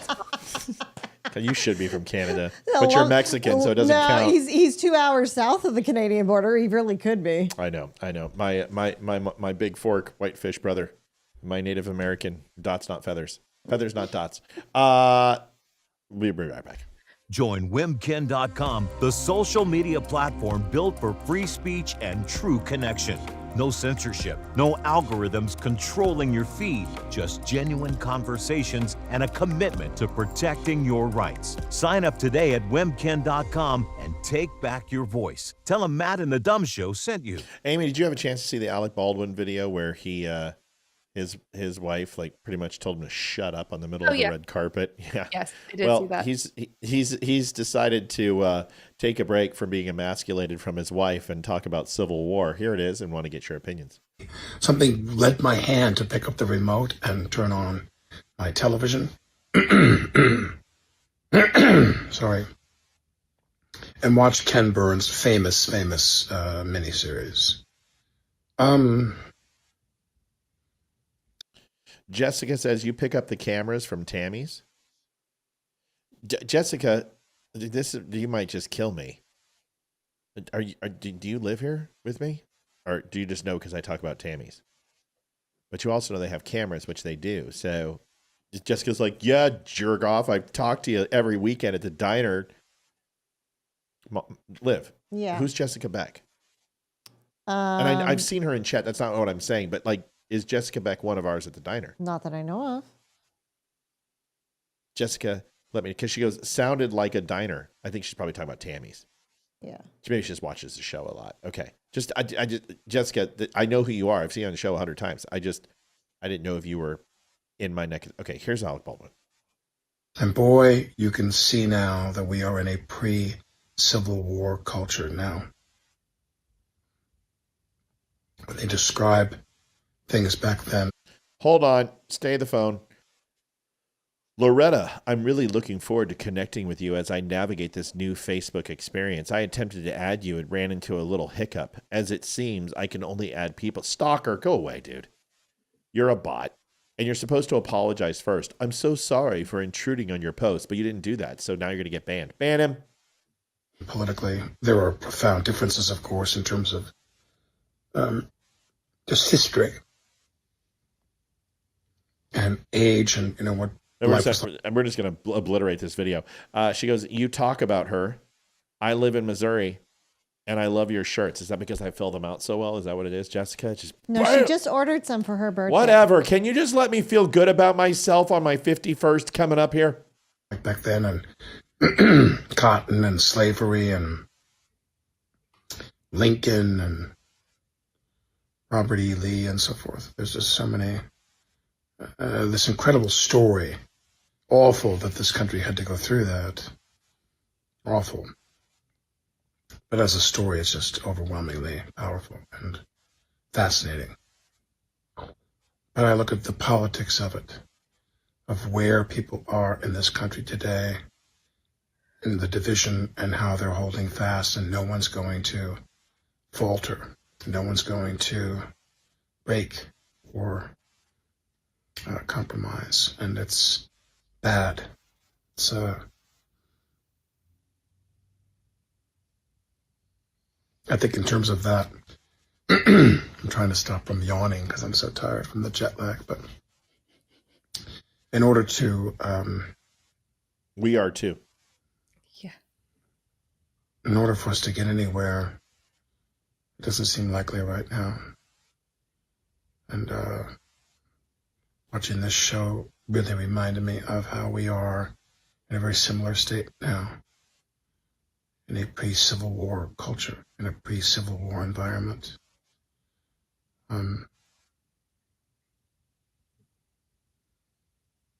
It's hard to believe.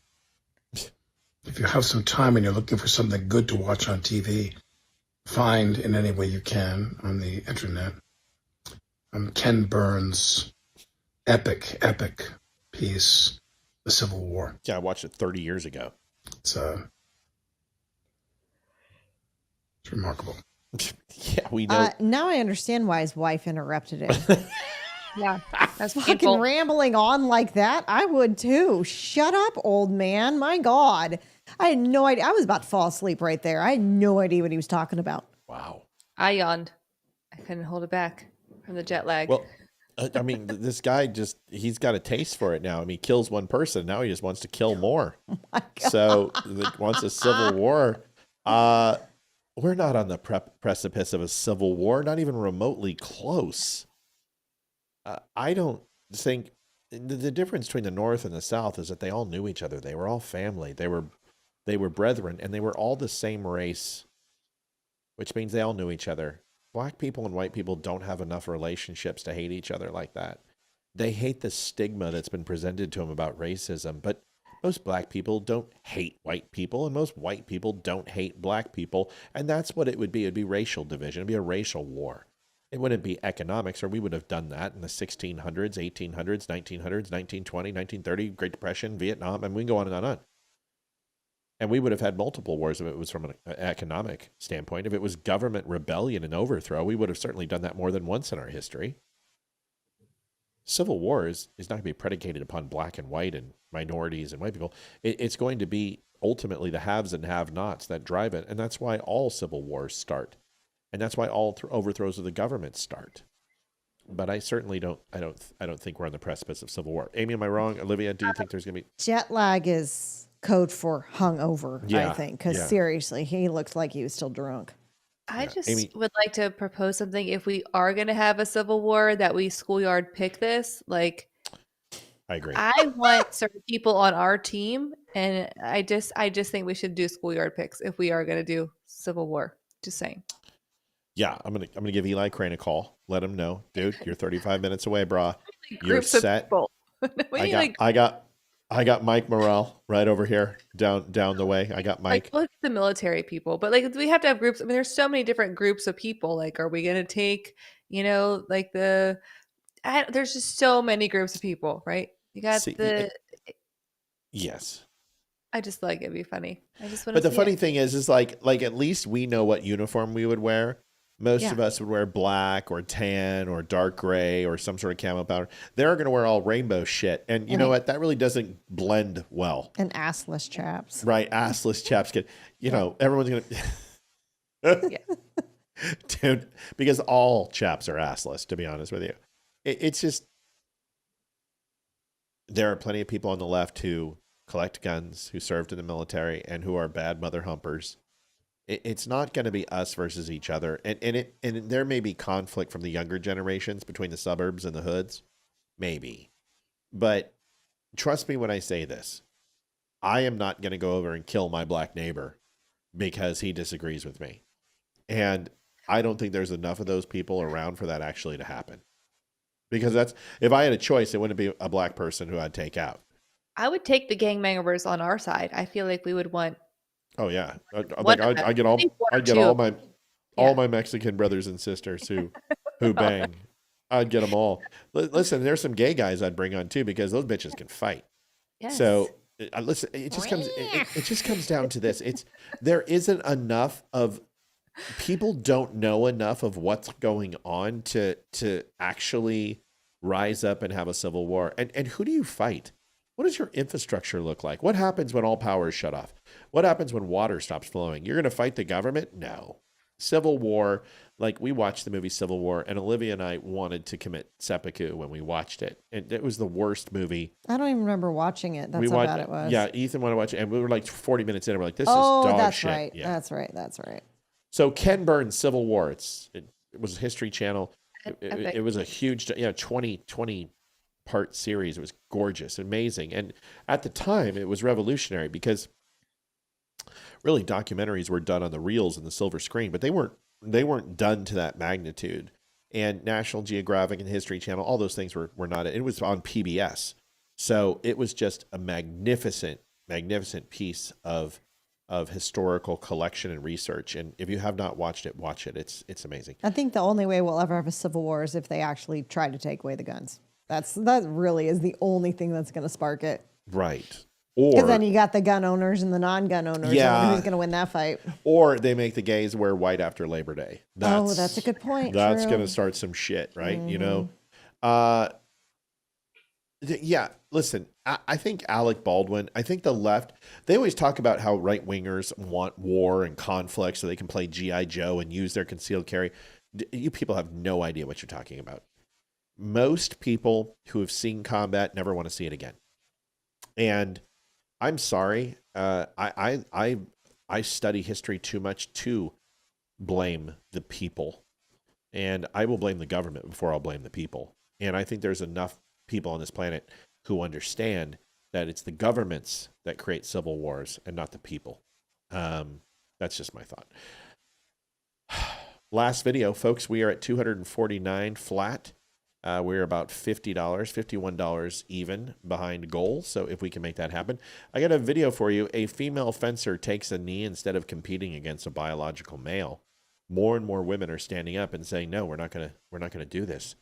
U.S. fencing disqualified her and expelled her from the college tournament. Kicked her out. They didn't just take her points away. They kicked her out of the tournament. Even though her male opponent played for the men's team last year, switching to women's. How is it legal? Well, according to Donald Trump, it's not. If they have any federal funding in this school, they're kind of FUQ'd. Yep. Because they're breaking the law. Here is the video.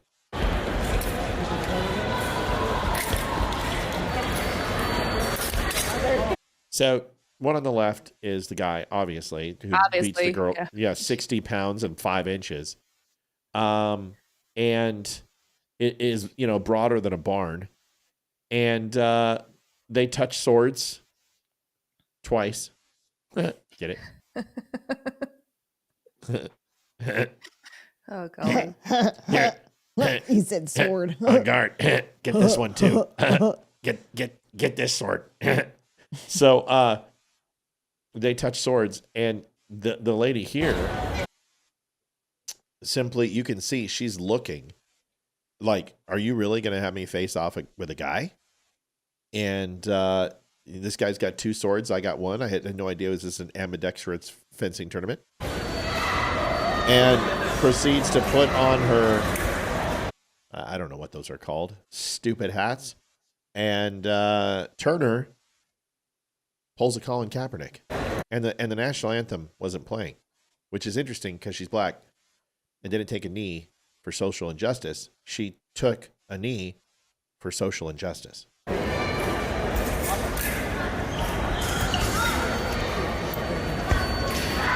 She might be Chinese, but it doesn't really matter. For the story, it was good for dramatic effect.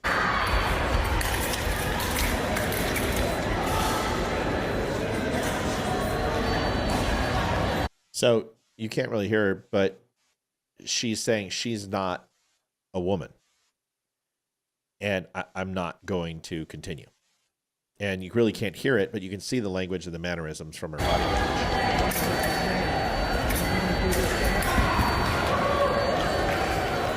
And of course, this dude is like, shit, bro, what's the problem?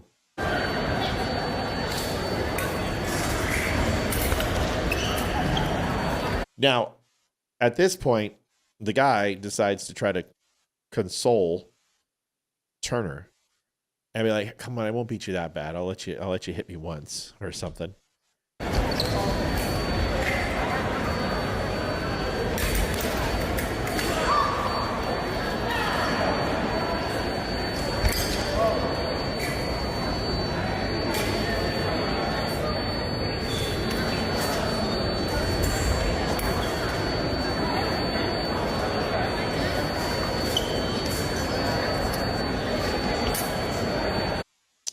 So this goes on and on and on. And the judge comes over. I would say she's black. And kicks her off. Disqualifies her. Okay, maybe Asian. I think she's Indian. Indian or Asian, yeah. Whatever. Same thing.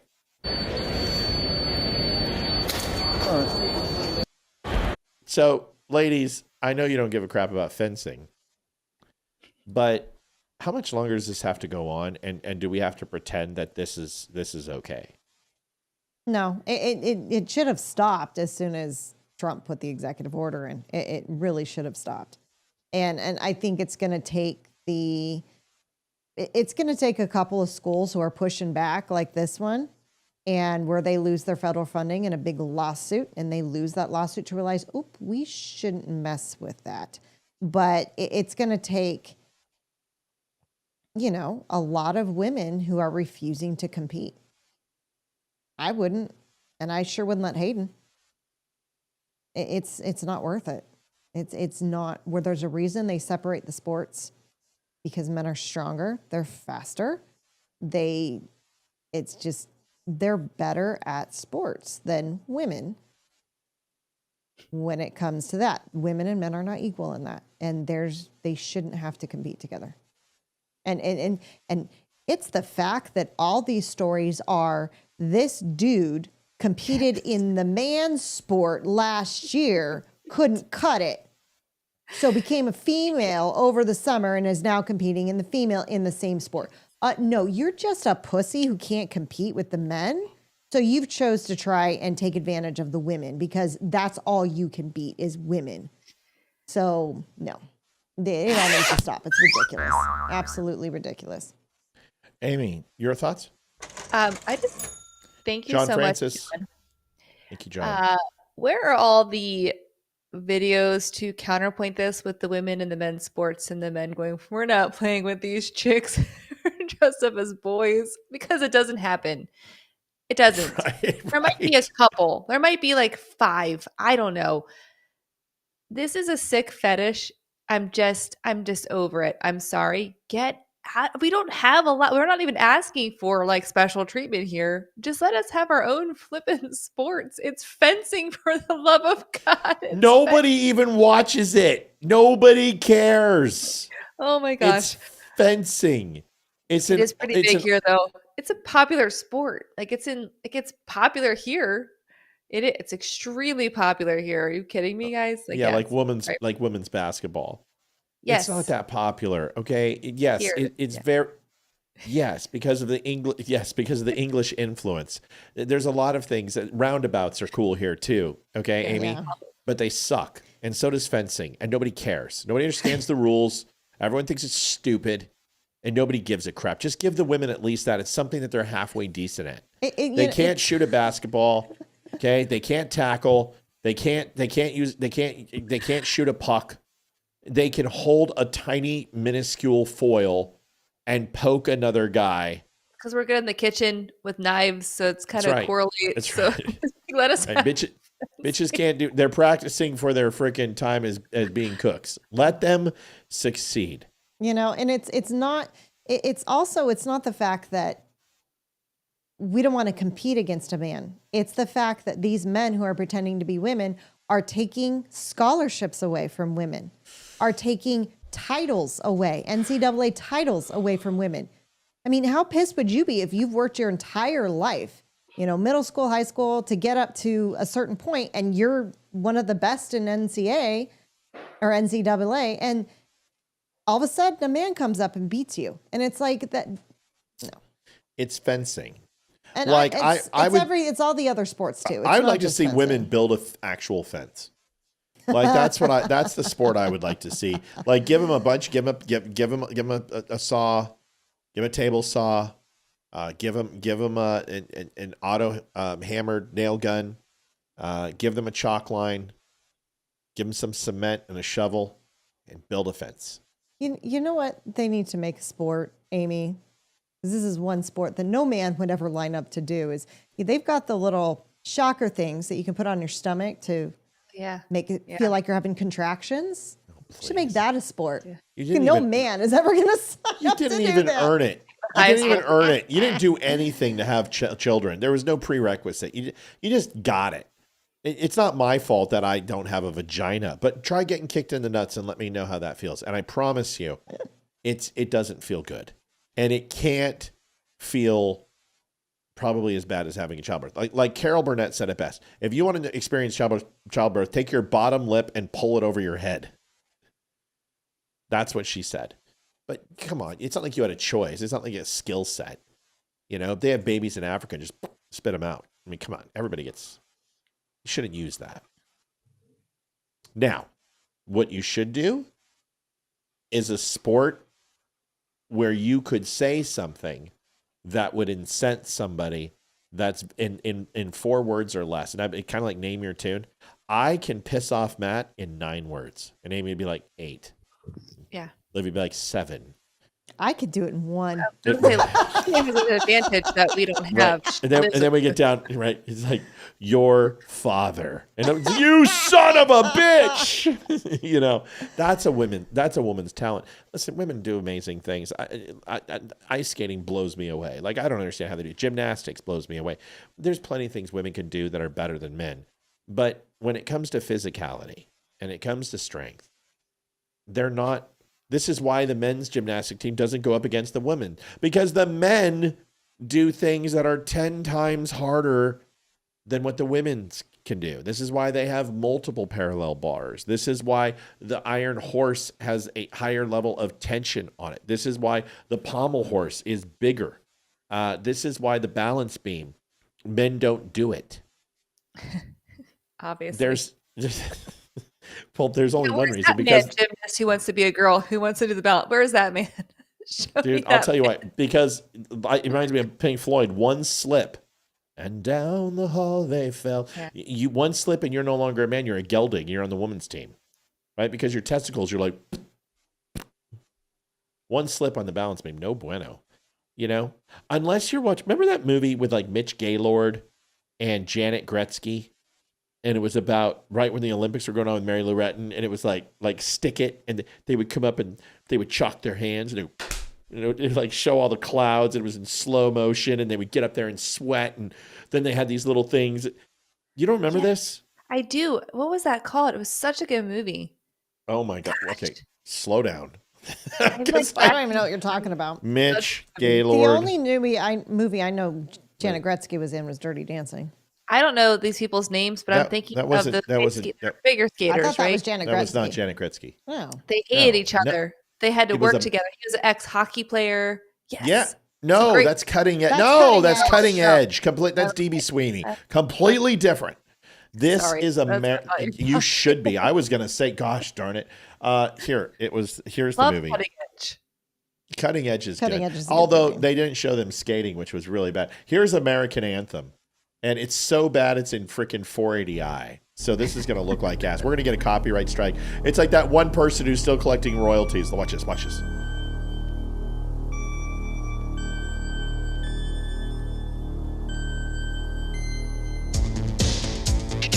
Yeah.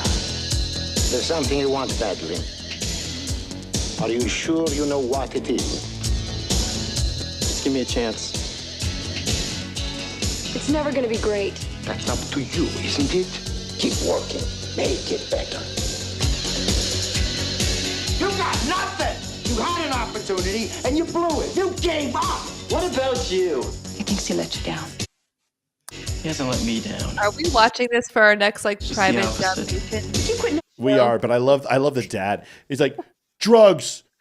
Who taught you about drugs? I learned it from watching you, Dad. I learned it from watching you. Be a loser. First it's a scholarship, now it's this. What's next, me? I will turn around, try to understand all of the feelings I said. If you're serious, love is dangerous. It changes my world every day.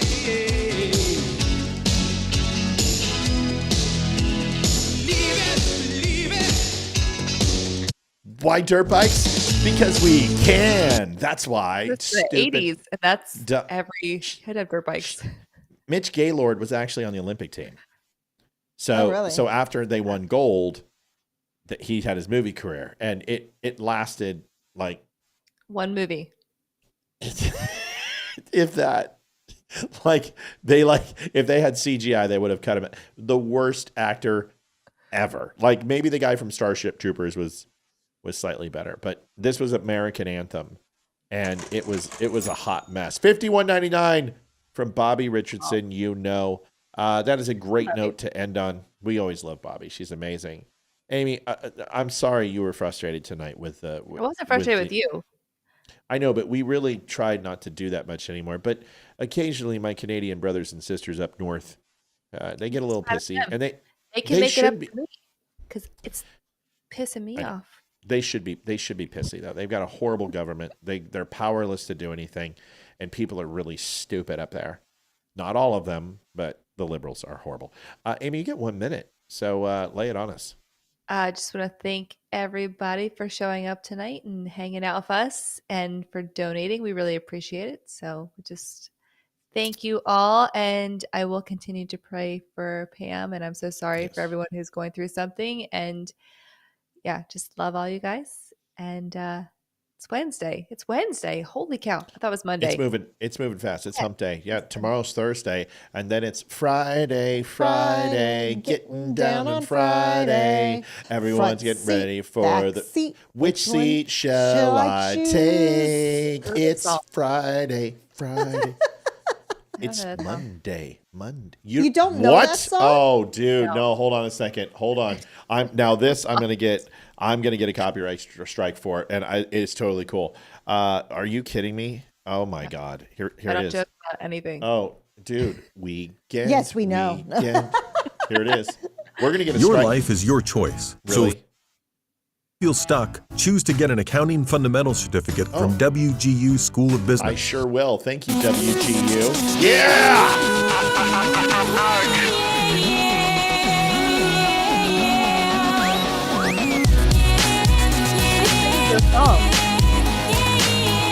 She was like 13. Just let it go.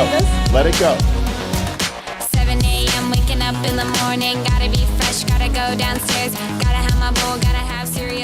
Seeing everything, the time is going. Ticking on and on, everybody's rushing. Gotta get down to the bus stop. Gotta catch my bus. I see my friends kicking in the front seat, sitting in the back seat. Gotta make my mind up. Which seat can I take? It's Friday, Friday. Gotta get down on Friday. Everybody's looking forward to the weekend. Weekend. Friday, Friday. Getting down on Friday. Everybody's Just trying to take it all in. Is this a Canadian song?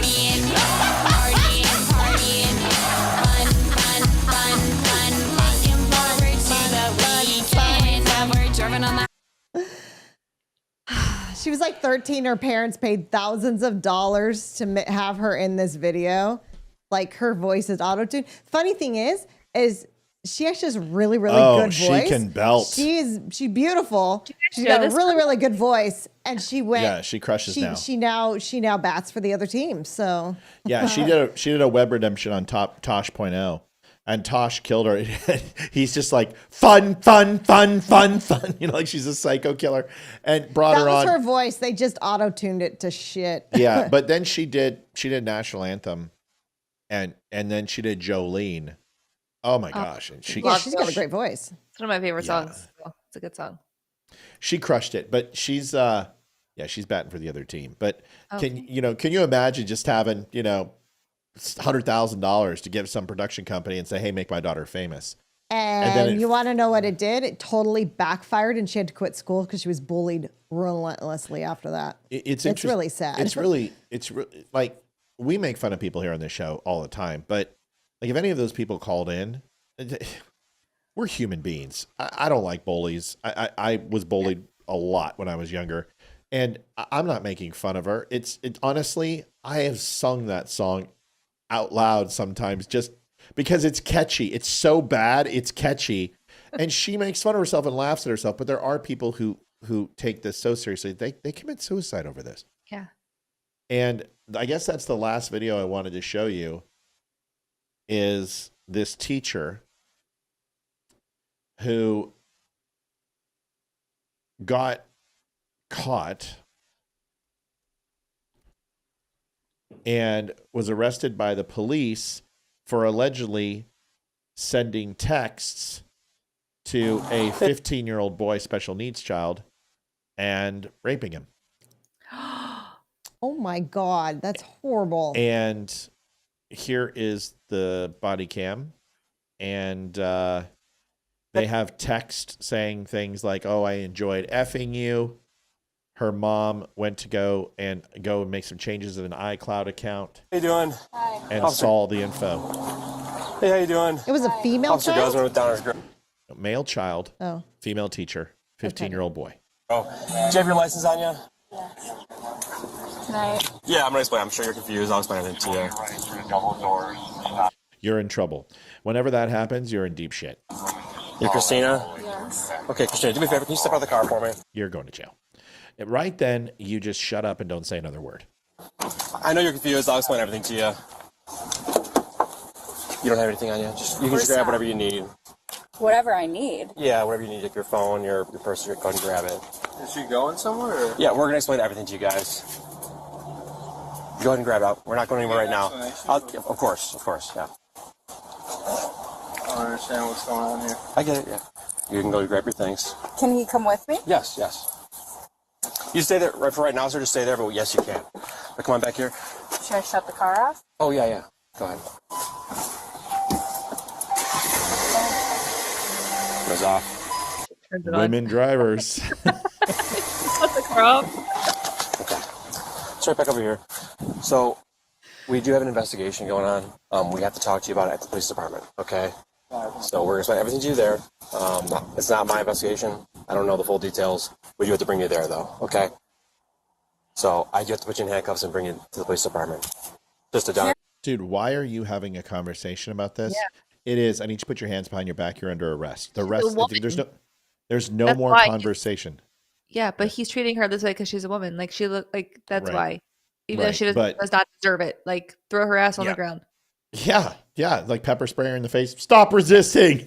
Yeah. Unfortunately, yes. I'm like willing to. Send her a text. Oh, I enjoyed screwing you over with pepper spray and my nightstick. Did you get that? What do you think, sweetie? I get it, yeah. Unfortunately, we have to do it that way. Do me a favor. We just take this off. You just told her to get the purse. Can I ask you Of course, yeah. It's not, like I said, it's not my investigation. Obviously, we're here for a reason. So go ahead and turn around for me.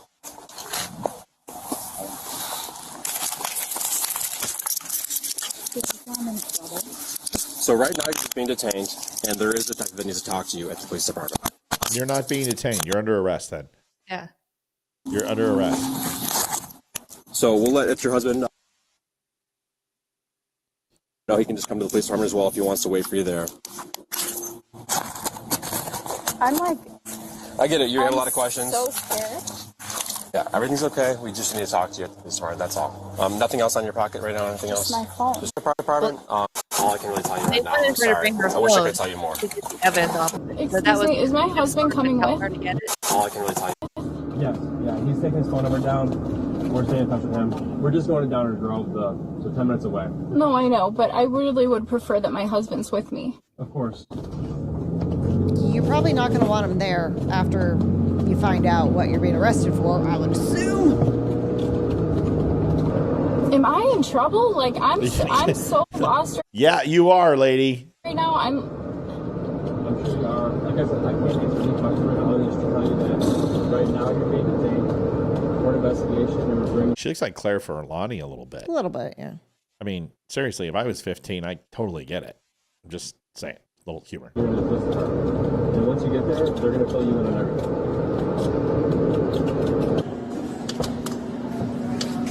First thing I would say, where's the warrant for my arrest?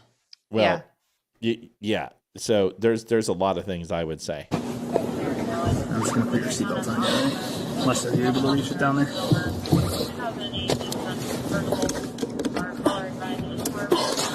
Sure you don't want a tissue or something? I'm feeling I'm gonna throw up. You want a bag? Yes, please. All right. Shauna, can you grab which bag out of there? I get car sick really easily. So, do you have any Dramamine? Yeah. Do you have any anti-kid fucking pills that you might have? Because I'm getting some urges. What a horrible piece of. Sorry, I don't tolerate this shit. Pedophiles, kill them. Yep, I'm with you.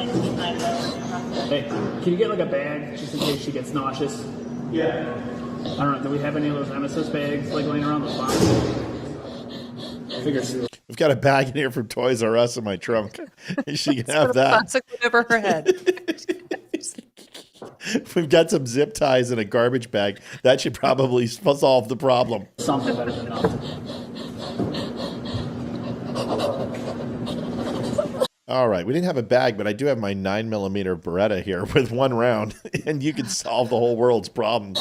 Or here, if you stay with her, I'll go grab it.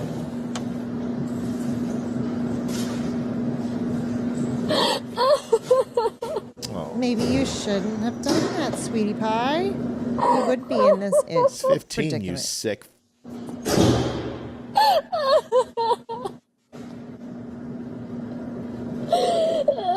Oh my god. Okay, so well, hold on. I'll do this in a second. Let's hear her cry some more. All right, cry it out. All right. Are you all right? Oh, yeah, I'm peachy, thanks. Just kind of put it on the floor here, all right? Okay. A few paper towels on the floor here if you need it, all right? Okay. You gotta make bail, sweetie. Calm down. You're gonna have a chance a day in court. Yeah, but she done teaching now. She don't have a job. Oh or a yeah, career. she's gonna get bailed out. She's gonna fight. She'll plea it down. She'll Yeah, say but she was. every one of these I know. cases is a woman. Always, they don't get any. No, they don't get anything. She'll get probation. She'll have to go to the sex registry. She ain't gonna serve any time. They don't give it. These people are horrible. They don't care.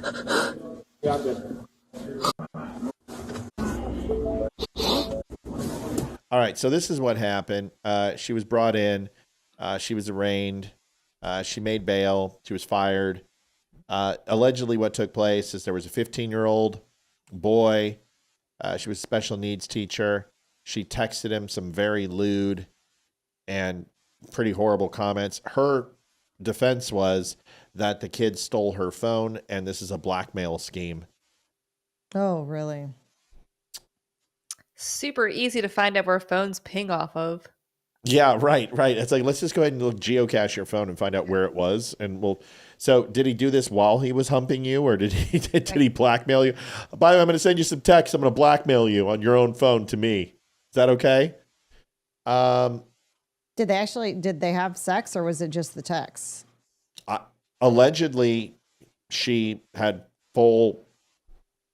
copulated with him and did several other things. Oh my gosh.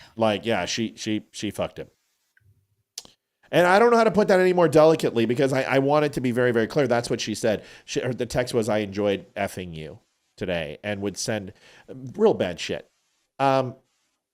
So can I just talk since this is a guy and it's a guy thing, this isn't women's sports. Can I go ahead and have my opinion since this is listen, it's every kid's fantasy to sleep with an older woman. Okay. For a guy, we don't care. Man, woman, or vegetable, preferably a vegetable because they put up less of a struggle. But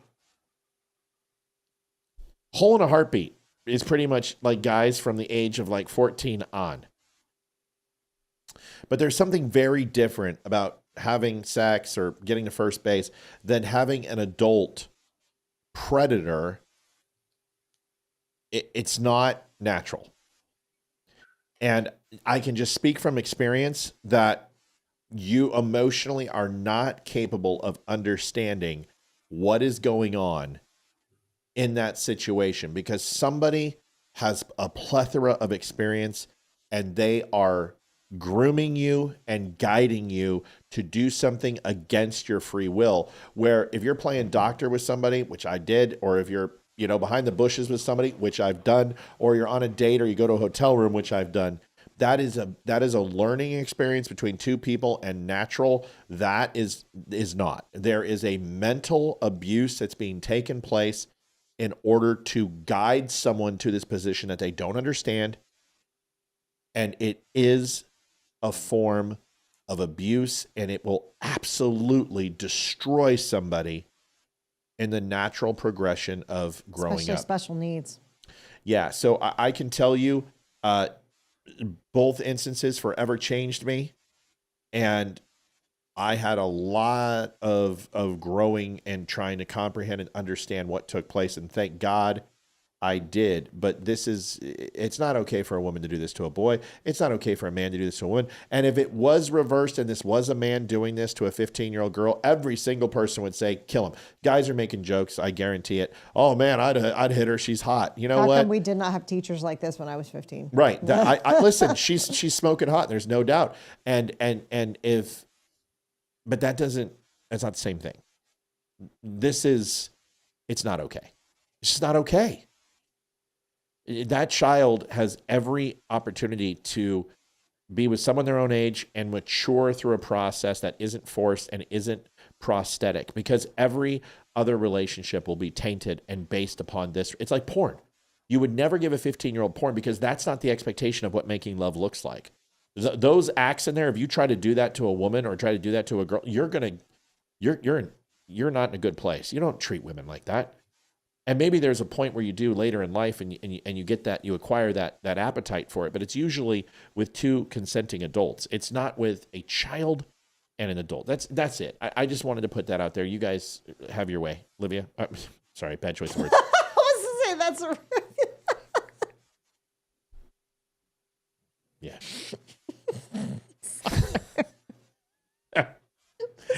God. Amy, was that a Freudian slip, or was that on purpose? I don't know. You'll have to figure it out. Are you able to go? Yeah. All right, go. Thank you, everyone. Are we talking like our last minute, or are we talking about this? No. But we're talking about this, and then we're gonna button it up. Okay, gotcha. Yeah, no, she needs to go to jail. And the same standards need to be held for both men and women. If a male teacher does this to a girl, the standards that he's held up to needs to be the same for a woman teacher. And it doesn't matter if you're male or a female. If you are having sex with a minor, and especially being in a position of power, like a teacher is, where these kids look up to you, and you do, as a teacher, you do have a little bit of power over your students. And being in that position, they trust you. And for her to take advantage of that is just completely wrong. And she needs to be held to the same standards that a man would. Yeah. Amy? I'm folks, with you. last 5 minutes to donate. Go ahead, Ames.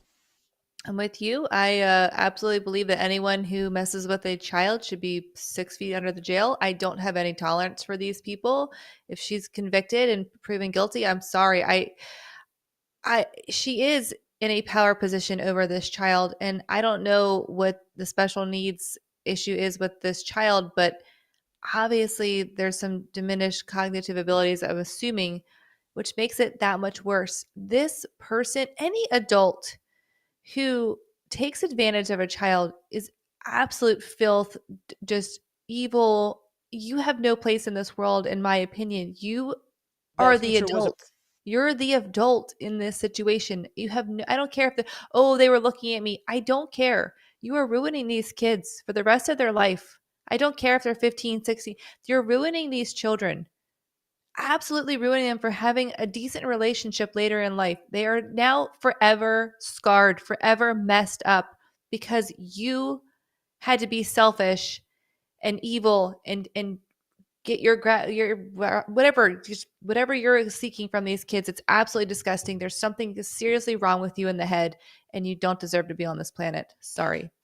I'm with you. Her husband is a handsome. I mean, she's a looker. She's a good looking woman. It shocks me. Little Amber Heardish, I want to shit on your pillow looking, but otherwise, yeah. But her husband is handsome. Baseball player, minor league baseball player. You know, got the beard and tall, and it blows me away. And you know, let's see a picture of him. I'm not going to expose him to this. He didn't do anything wrong. I'm not going to I won't burn him. I'll burn her. I'm not going to burn him though. He's got to somehow put the pieces together because he probably loves her. They were just married. Oh. But here's the honest to God truth is most sexual predators were molested themselves. And just like suicide does not end with you, you pass the pain that you were experiencing on to other people. The torment that you were going through, you inject it into those around you if you take your own life.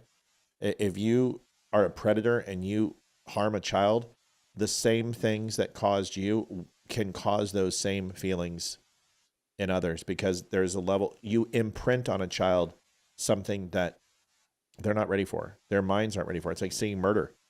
It's like seeing, having a traumatic event that causes PTS. Although this action may be to you gratifying, to the child, it's not.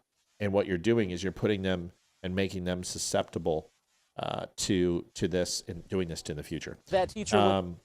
It's a horrible thing. Here's the last video just so we can get some closure on this, and then we'll call it good. Stop yesterday, more than a year after the alleged sexual assault.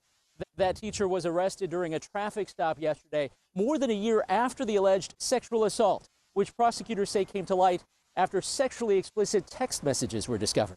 We are heartbroken for the victim and also for the hundreds of students, staff, and family who trusted this teacher and feel betrayed by this terrible situation. This meeting of the community. JD Stillwell says he wasn't giving her that I'm special vibe. It's not good, JD. That's not appropriate. It's terrible, dude. It's Community terrible. High School District 99 School Board comes hours after Downers Grove South notified families of a teacher's arrest. So the school was down south, and so was the boy. Oh, Jesus, Okay, Matthew. sorry, I'm sorry. 30-year-old Christina Formella, a special services teacher and boys and girls soccer coach, has been charged with I had to outdo JD, so deal with it. aggravated criminal sexual assault and abuse of a then 15-year-old male student, prosecutors say, in December 2023 during a tutoring session before school. Our top focus now is to support the victim and their family and to ensure the well-being and safety of all of our students. Though the alleged assault happened 15 months ago, authorities say the student and his mother reported the incident to police this past Saturday, after prosecutors say that mother bought her son a new iPhone, and after signing into iCloud discovered a sexually explicit text thread. The exchange is too graphic for us to show, are detailed in this petition filed by DuPage County prosecutors that sought pretrial detention for Formella, that request denied by a judge. School officials say they're now working to contact families of other students who had direct contact with Formella. We will continue to address this situation with urgency and transparency. We are committed to protecting our students and ensuring that they feel safe. Yeah, we've got to do something about this. And, you know, you put these people in positions of trust and they pretend, oh, well, we're not sexualizing your kid. We're just talking about inappropriate things. This is what it leads to. Amy, final minute goes to you, then Olivia, then I'm pretty good. Go ahead. Just thank you again to everybody who donated. It's been a great night, and just see you guys next week, Monday. Next Monday. That's all you got? That was your I did my closing statement like 30 minutes ago. And then we went on. That's a dig. That's a dig. Shit. I'm sorry that this is inconvenient for you. No, please, Amy. No, it's fine. We'll wrap it up right now. Liv. I have nothing else to say. I just say goodbye. I did it 30 minutes ago when I was completely bored out of my skull. Imagine where I am now. Not bored. I want to off myself like that teacher. Liv, 1 minute. Thank you, everyone, for being here. Okay. Thank you, everyone, for the donations. And you want to know what Ethan just told me when he came in? He came in, he goes, "What you watching?" I'm like, "What?" Private school. I just don't understand our son's. I'm looking at him like, I'm on the show. What do you mean, what am I watching? He does this shit all the time. He'll just walk in and he'll just be like, raspberry. Some spotted unicorn. Like, what are you talking about, dude? Ice bubbles look like mermaids. Yeah. What? Folks, thanks for watching the Donut for Ladies. Can I give you guys some feedback after 4 years? Yes. You need to fix your 1 minute. Like, you got to figure it. Amy usually does pretty good. I threw her off. She did do it 30 minutes ago. I just said you did it 30 minutes ago. I backtrack what I said, Canada. Calm down. But Olivia, you got to work on your. Olivia, because you just want to say, like, share, and subscribe. Good night. I have a question. Why do people need a recap of the show? They watched it for 2.5 hours. Well, because it's called a closing monologue. It's standard. It's what we've always done. Hey, who are you to change it? And I have never changed mine. Mine is always the same. So. All right. You know what? I'm going to give my minute because nobody else will. Fuck all y'all. Okay? How about that? Everybody go to hell. Well, you're not worth any more time. I don't know. We usually just kind of say some parting things like Amy did 30 minutes ago. Folks, thanks for watching the Donut Family Show. We'll be back tomorrow, Leroy and I. And then Friday night, we'll have a special guest. Maybe my son will come in and tell us a 40-minute story about school where he scored a touchdown and have to explain. Ethan is very long-winded. You think I'm bad? Holy crap. That kid tells stories and they go, like, you go back in time.